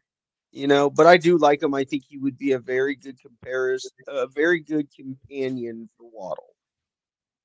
Yeah, definitely. I agree. All right. Since we're cutting it short to wide receivers, let's go to the offensive lineman, but we're not going to talk about every single offensive line person we had on our list. What we'll do is pick one offensive lineman you want to talk about, and we'll talk about that one person before we go to final thoughts, and we'll shut it down. All right. So we don't have to spend a lot of time on it. If is that okay with you guys? Yeah, I was just gonna say, why don't you just name off the other two you got, just so people know who they are, and then talk the third one. Talk about it. Yeah, definitely. That's exactly what I'll do. Good point. All right. So who I had on my list, I had Caleb and I can never say his last name right. Lomu from Utah. Max Ironhanker Heat Anchor. I cannot say it. I'm sorry. Arizona State. And the guy I'm going to talk about, because I'm a Big Ten kind of guy, especially when it comes to offensive linemen. I think that if you want to take something out of the Big Ten and and you'd have a higher chance of it being right every time, it's offensive linemen. Trenches, right? Caleb Tiernan is who I'm going to talk about. Caleb Tiernan, just so you guys are aware, let me bring him up real quick on my list and notes. Here we go. Caleb Tiernan is a prototypical offensive tackle prospect in this league. He stands 6'7", 325 pounds. He's a multi-year Northwestern starter who earned second-team All-Big Ten honors in 2025 while starting all 13 games at left tackle and posting 84.3 pass blocking grade, top 10 nationally, with strong sack prevention consistency. Now, he's mostly left tackle, and that's probably going to be his main position. That's probably what he's going to be drafted as. But I did see tape of him being a right tackle as well. Not saying he can't do it, but he's better at the left tackle, and that's where he's going to be at. Over his career, he started more than 30 games, developing into Northwestern's offensive line anchor and experience at both tackle spots. As I mentioned, he can play both. Tiernan's strengths center on technical polish, balance, strong anchor and pass protection, calm leverage control, rarely getting driven back by power rushes or maintaining solid pocket integrity. He also shows good mobility for his size, positional versatility, and consistent fundamentals that translate well to zone blocking schemes.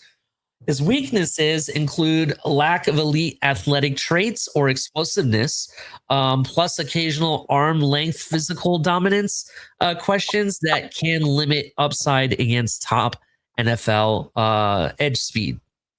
NFL statistic comparisons frequently lean toward steady veteran type tackles, such as Sam Young type players, reliable, technically sound linemen, valued for consistency more than athleticism. If you want a guy that's going to be consistent, good blocker, good with his size, mobile, strong anchor kind of guy, this is the guy for you.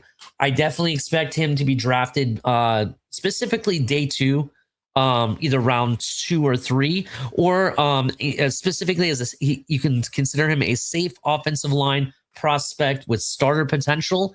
His ceiling is a dependable long-term starting tackle, particularly on the left side, who excels in pass protection. His floor is relatively high compared to many tackles. Prospect at worst, he's a swing tackle at very worst. Scheme fit standpoints, he profiles in zone blocking schemes or balanced offenses that emphasize pass protection, stability, footwork, and positioning rather than purely power run mauling, essentially. Overall, he's viewed as a technically refined, relative safe offensive tackle. Check him out. Northwestern starting offensive tackle, left tackle, Caleb Tiernan. Check him out. Steve, you can go ahead and go. All right. Well, because I had the one less running back, I actually had 4 people on my offensive line list. I'll run through quick. Jake Slaughter, the center from Florida. He's going to be probably the first center taken. I think he could play all 3 interior positions. Fabeki Nwewu, the offensive guard from Oklahoma. Again, a guy who was a walk-on at North Texas. Check him out, 6'4", 326. And then I was going to talk about my favorite offensive lineman from the U in this class, but we'll save that for afterward. What I am going to talk about is somebody who I've been consistently told we should take him in the first round. I have no problem taking offensive line guard in the first round, and I get it. This guy has everything you want. Ola Vega Ion from, and I probably butchered the shit out of it, from Penn State. Vega, 6'4", 330, and is a better athlete than anybody that will ever give him credit for. He consistently shows up when You see the two Penn State running backs I was just talking about. When you see them break off their big runs, guess who's leading that run from the right guard position? He is a stud. His comparison is to Tyler Booker from Alabama last year. And I see it. I get it. I get why Rashad loves him. he is if he goes in the first round, is going to be late, and I wouldn't be happy, but I'm not going to be mad, but he wouldn't be my pick. That's what I'll say. He's going to be a great football player, and he's probably going to be the centerpiece of somebody's offensive line going into the future. Hot take real quick, and Mel Kiper agrees with me. I'm predicting this guy is going to go later in the first round, and he's going to actually be Mike McDaniel's new offensive lineman. Oh, hell no. Yeah, especially because of his versatility. And Mel Kiper agrees. He's going to the Chargers at 20, according to Mel Kiper. Chargers about to be cooking next year, man. We'll see. We'll see. Is he doing his Paulie takeover for the Chargers now since it didn't work for us? Say it again. Say it again.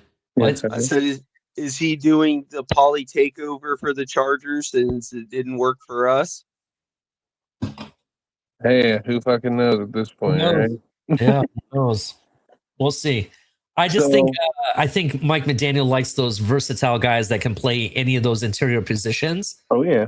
I think he loves those type of guys. Go ahead, Mystic. I didn't mean to cut you off. Go ahead. No, you're fine, man. You're fine. I love it. I think I've heard a little bit about that guy. So my wonderful list here. I have Blake Miller, offensive tackle out of Clemson, projected to be a long-term right tackle. I got Logan Jones, center out of Iowa, Joe Moore Award winner. They're saying he's like a different version of a Tyler Lindenbaum. And then I got the guy I'm going to talk about, which I didn't want to talk about him a whole lot, but why not? Jennings Dunker, O-lineman out of Iowa, 6'5", 315. Again, another Joe Moore Award winner. Violent hands, elite in what they call would be elite in a phone booth situation. So anyone getting close to this guy, you're getting the business. Nasty playing style.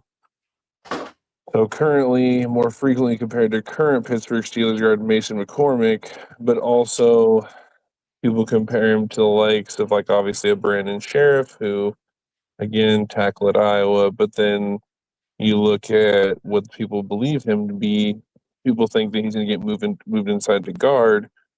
Then they compare him to a Zach Martin. So you're getting everything you want. Like, you put this guy inside, you put him at right guard, whatever you want to do. Say you deem him, yeah, you're going to be elite here. We're putting you there. He has the pedigree, man, which, what would we call it? I think we call it the Iowa pedigree. Toughness, resilient, fundamentally sound. Exactly what this guy's going to be. He has no top end speed. He is the big offensive lineman that you want. He's going to be an immediate starter. You're going to plug him in. He's going to show you that he's everything and more that you thought he was going to be. He has a wrestling background. He has a great center of balance. I'm excited to watch this kid start playing, honestly, at the next level, because he's just going to be the violence that we love to see from these offensive linemen. I will absolutely continue to bang the table that if he is there in the second round, I'm running to the booth. I don't care what we got to do. Cool, do what you want to do at 11, but second round, if he somehow is there, you're putting it in. You got to.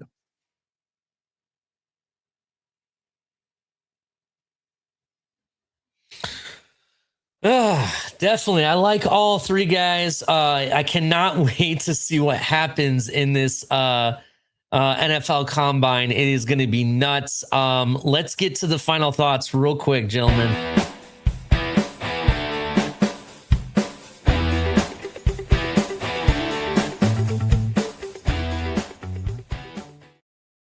Well, thank you for hanging out with us. This has been one hell of a show. Talked about a lot of different prospects, both at running back, wide receiver, offensive lineman. I don't know about you guys, but I'm excited for this draft now.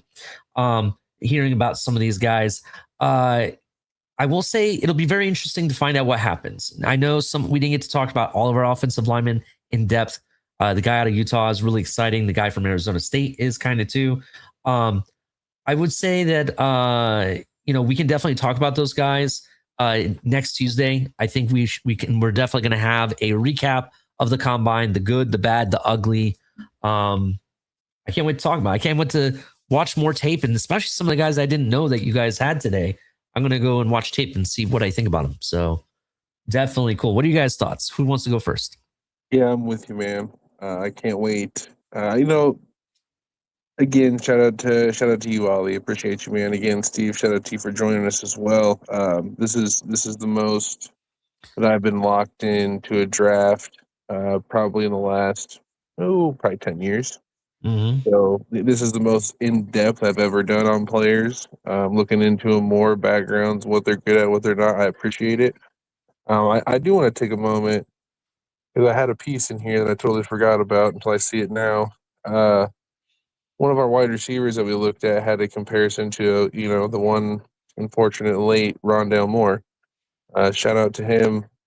Rest in peace. I want everyone to know you always have someone out there. Don't think you're alone. You always have a friend. It doesn't matter who it is. Reach out.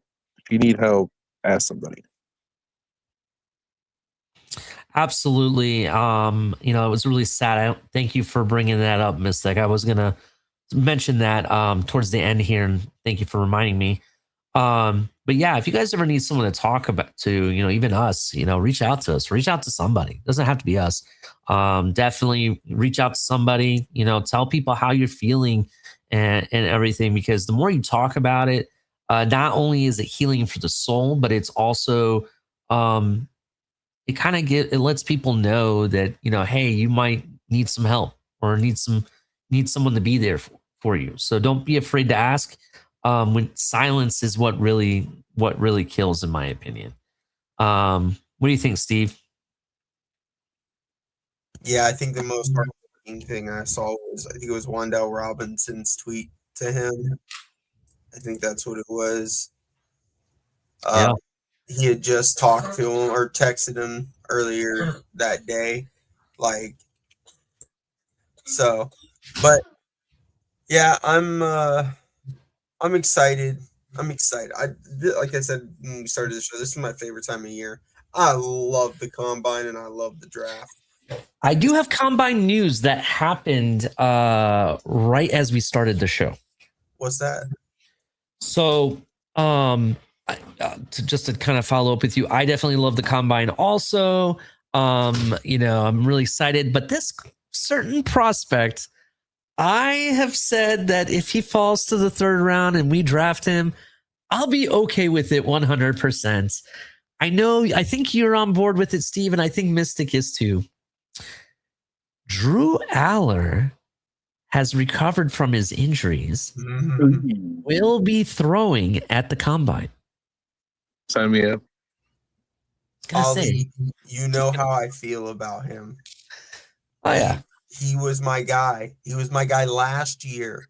I love the Jackson Dart, but he was my guy. Drew Aller was my guy. I want him this draft. He's gonna throw and he's gonna wow people again. I and if know he starts, that's what we don't want. Yeah. We don't want him to wow people, damn it. I know, and that's the problem. He's gonna wow people. He has the arm, he has the mobility, and he's not held back by a moron. I don't think he'll run, but I think he'll throw. Maybe he'll wait for the pro day to run if he has to, but or do it on a private workout in front of everybody. But I know he'll throw for sure. I just don't know if he's going to do all the drills. Real quick on Drew Aller, there's a reason why people call him like a baby version of Josh Allen, right? Because he has that cannon of an arm. He can definitely run when he's healthy. I just don't think he had the right offense, the right coach, the right philosophy around him to take advantage of of the abilities he had. Plus, Penn State is a run first team. They want to run the ball. They want to control the clock. And that's kind of how it ends up why they don't win the big games. They don't take advantage of their quarterback. And they haven't. Even the quarterback prior to Drew Aller, the same thing happened. They didn't really take advantage of his abilities. So that's what it comes down to. But I wanted to point that out. I know some of you message me, hey, why haven't you guys talked about quarterbacks at all? We are going to talk about quarterbacks, but we're going to wait till after the combine because I'd like to see how they perform before we come up with some of our assumptions and do a full show where we talk about the quarterbacks that are in this draft, because there's not very many that I think that are going to be really chased after. I think you're going to see a lot more late round quarterback action. You'll see maybe one or two guys in the first round, and then it'll be either late second or third round and later on in the draft that you see the rest. That's where I think it's going to be. What do you guys think? Yes, no, maybe so? I can see that for sure. Just saying. This draft does not have the best quarterback talent. Next year, though, 2027, holy crap. That's up and down talent at quarterback. Not going to lie. I think this draft has a lot of quarterback talent. You think this so? draft doesn't have enough polished quarterbacks. Okay. It's a bunch of guys with a lot of talent and not a lot of polish. Well, yeah, I would agree. They're not finished products. You're absolutely right. They're a project. It is a project. I would say yes, probably 1-2 guys I would say would be a finished product. Maybe. That's a big maybe because it depends on one of the guys, which I'll wait till our next show or when we do the QB show. The word you're looking for is there's maybe 2, and I think a third quarterback that is NFL ready. Everybody else needs at least a year of development. I agree. 100%. I agree with that. All right, everybody, hit the like button, subscribe if you're brand new, turn on the notification bell. Do us a favor, right? I see all these people coming and going and watching the show. Tell your friends. We have 4th and 10U at 4th and 10U. Look us up. Watch our other content. We talk about college football. We add some stuff that's going on in sports every once in a while when it's big news. Tell your friends, right? Tell your friends that love college football and then tell them to tell their friends. Come follow us. We're trying to grow our channel. Really appreciate everybody. But till next time, we'll see you next Tuesday when we're recapping, again, the good, the bad, and the ugly of the NFL Combine.